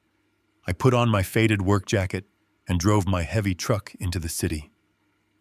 The massive shipping yard was a symphony of roaring diesel engines and the heavy metallic clanging of freight containers. This was the heartbeat of my empire. It was a place where value was measured in sweat and dedication, rather than country club memberships and forged signatures. I walked through the busy loading docks, breathing in the familiar scent of oil and exhaust. I bypassed the main management offices and climbed the steel stairs to the elevated catwalk that overlooked the primary sorting floor. I stood by the metal railing and looked down at the men and women working the morning shift. My eyes scanned the busy warehouse floor until I found exactly who I was looking for. Connor was down there in the thick of the chaos. My 22-year-old grandson looked completely unrecognizable from the entitled junior executive who had demanded $1 million trust fund just 6 months prior. He was wearing a stained gray t-shirt and heavy steel-toed work boots. His arms and face were smeared with dark grease and his hair was damp with honest sweat. He was operating a manual pallet jack, moving heavy stacks of inventory across the concrete floor. He was not giving orders or spinning a gold pen in an ergonomic mesh chair. He was working grueling back-breaking hours alongside men who did not care about his last name or his elite business degree. I watched him carefully for a long time. I saw a heavy wooden pallet begin to slip from the loading bay. Connor did not panic or complain or look around for someone else to fix the problem. He immediately threw his shoulder against the shifting weight, communicating loudly with the foreman to stabilize the load. The older foreman clapped Connor hard on the back, giving him a gruff nod of approval. Connor wiped his sweaty forehead with the back of his arm and nodded back. It was a moment of pure, unvarnished reality. He had survived the collapse of his parents' universe, and he had survived the brutal stripping of his own ego. He looked up toward the elevated catwalk, and our eyes locked across the massive, noisy warehouse. He did not look away. He did not harbor the toxic resentment of his mother or the cowardly evasion of his father. Connor stood up straight and gave me a single firm nod. It was not a plea for money or a demand for a corporate bailout. It was a nod of profound and genuine respect. He finally understood the true value of $1 and the brutal weight of honest labor. I nodded back to him, acknowledging the man he was slowly but surely becoming. The locked trust fund waiting for him in the future would no longer be a weapon of entitlement. It would be a reward for character. I left the logistics warehouse and drove back toward the quiet suburbs. The journey felt lighter than it had in years. The heavy iron gates of my estate slowly opened to welcome me home and closed firmly behind my truck, sealing out the noise and the chaos of the world. The sprawling lawns were perfectly manicured, and the ancient oak trees stood tall against the pale winter sky. I parked my vehicle and walked through the front doors of my house. The space was completely empty, but it no longer felt desolate or abandoned. I walked into the kitchen and prepared a simple pot of dark black coffee. The rich aroma filled the room, grounding me in the present moment. I poured a steaming mug and walked out through the back doors onto the wooden porch. The air was biting and cold, but I did not wear a heavy coat. I sat down in my wooden rocking chair and looked out over the vast expanse of my property. For years, the quietness of this house had felt like a suffocating blanket. The silence used to be a painful reminder that my son only called when he needed money, and that my family only visited when it benefited their social standing. The lack of noise used to be a weapon they wielded to keep me isolated and compliant. But that era was permanently finished. The silence surrounding me now was entirely different. It was not born of neglect or abandonment. It was a fortress of tranquility that I had constructed with my own hands and defended with absolute ruthless precision. I had severed the toxic branches of my family tree and protected the foundation of my life from total destruction. I had forced my grandson to face the fire of reality, and in doing so, I had given him the only inheritance that truly mattered. I took a slow sip of my coffee and let the warmth spread through my chest. There were no more lies to uncover and no more fake medical emergencies to investigate. There were no more forged signatures threatening my legacy. The financial leeches had been entirely eradicated by the justice system, and my empire was thriving under secure and honest management. The storm was completely over. I rested my head against the back of the rocking chair and listened to the wind rustling through the bare branches of the oak trees. I had fought a brutal and uncompromising war against the people I loved most, and I had won the most valuable prize of all. I had won back my own life. The profound and unshakable peace that settled over my estate was entirely mine, and I had rightfully earned every single second of it. The most profound lesson Bruce's journey teaches us is that financial generosity, when completely devoid of boundaries, can easily become the very poison that destroys a family. We often confuse unconditional love with unconditional funding, blindly shielding our children from the consequences of their own actions and inadvertently breeding toxic entitlement. However, true love sometimes requires the immense courage to let those we care about hit rock bottom. By severing the financial lifeline, Bruce did not abandon his grandson. He ultimately saved him. He proved that genuine character, dignity, and self-respect cannot be inherited through a trust fund. They must be rigorously forged in the honest fires of hard work and personal accountability. If this story of reclaiming your peace and standing up to toxic entitlement resonated with you, please hit the like button, share your own experiences in the comments, and subscribe to the channel for more powerful life stories.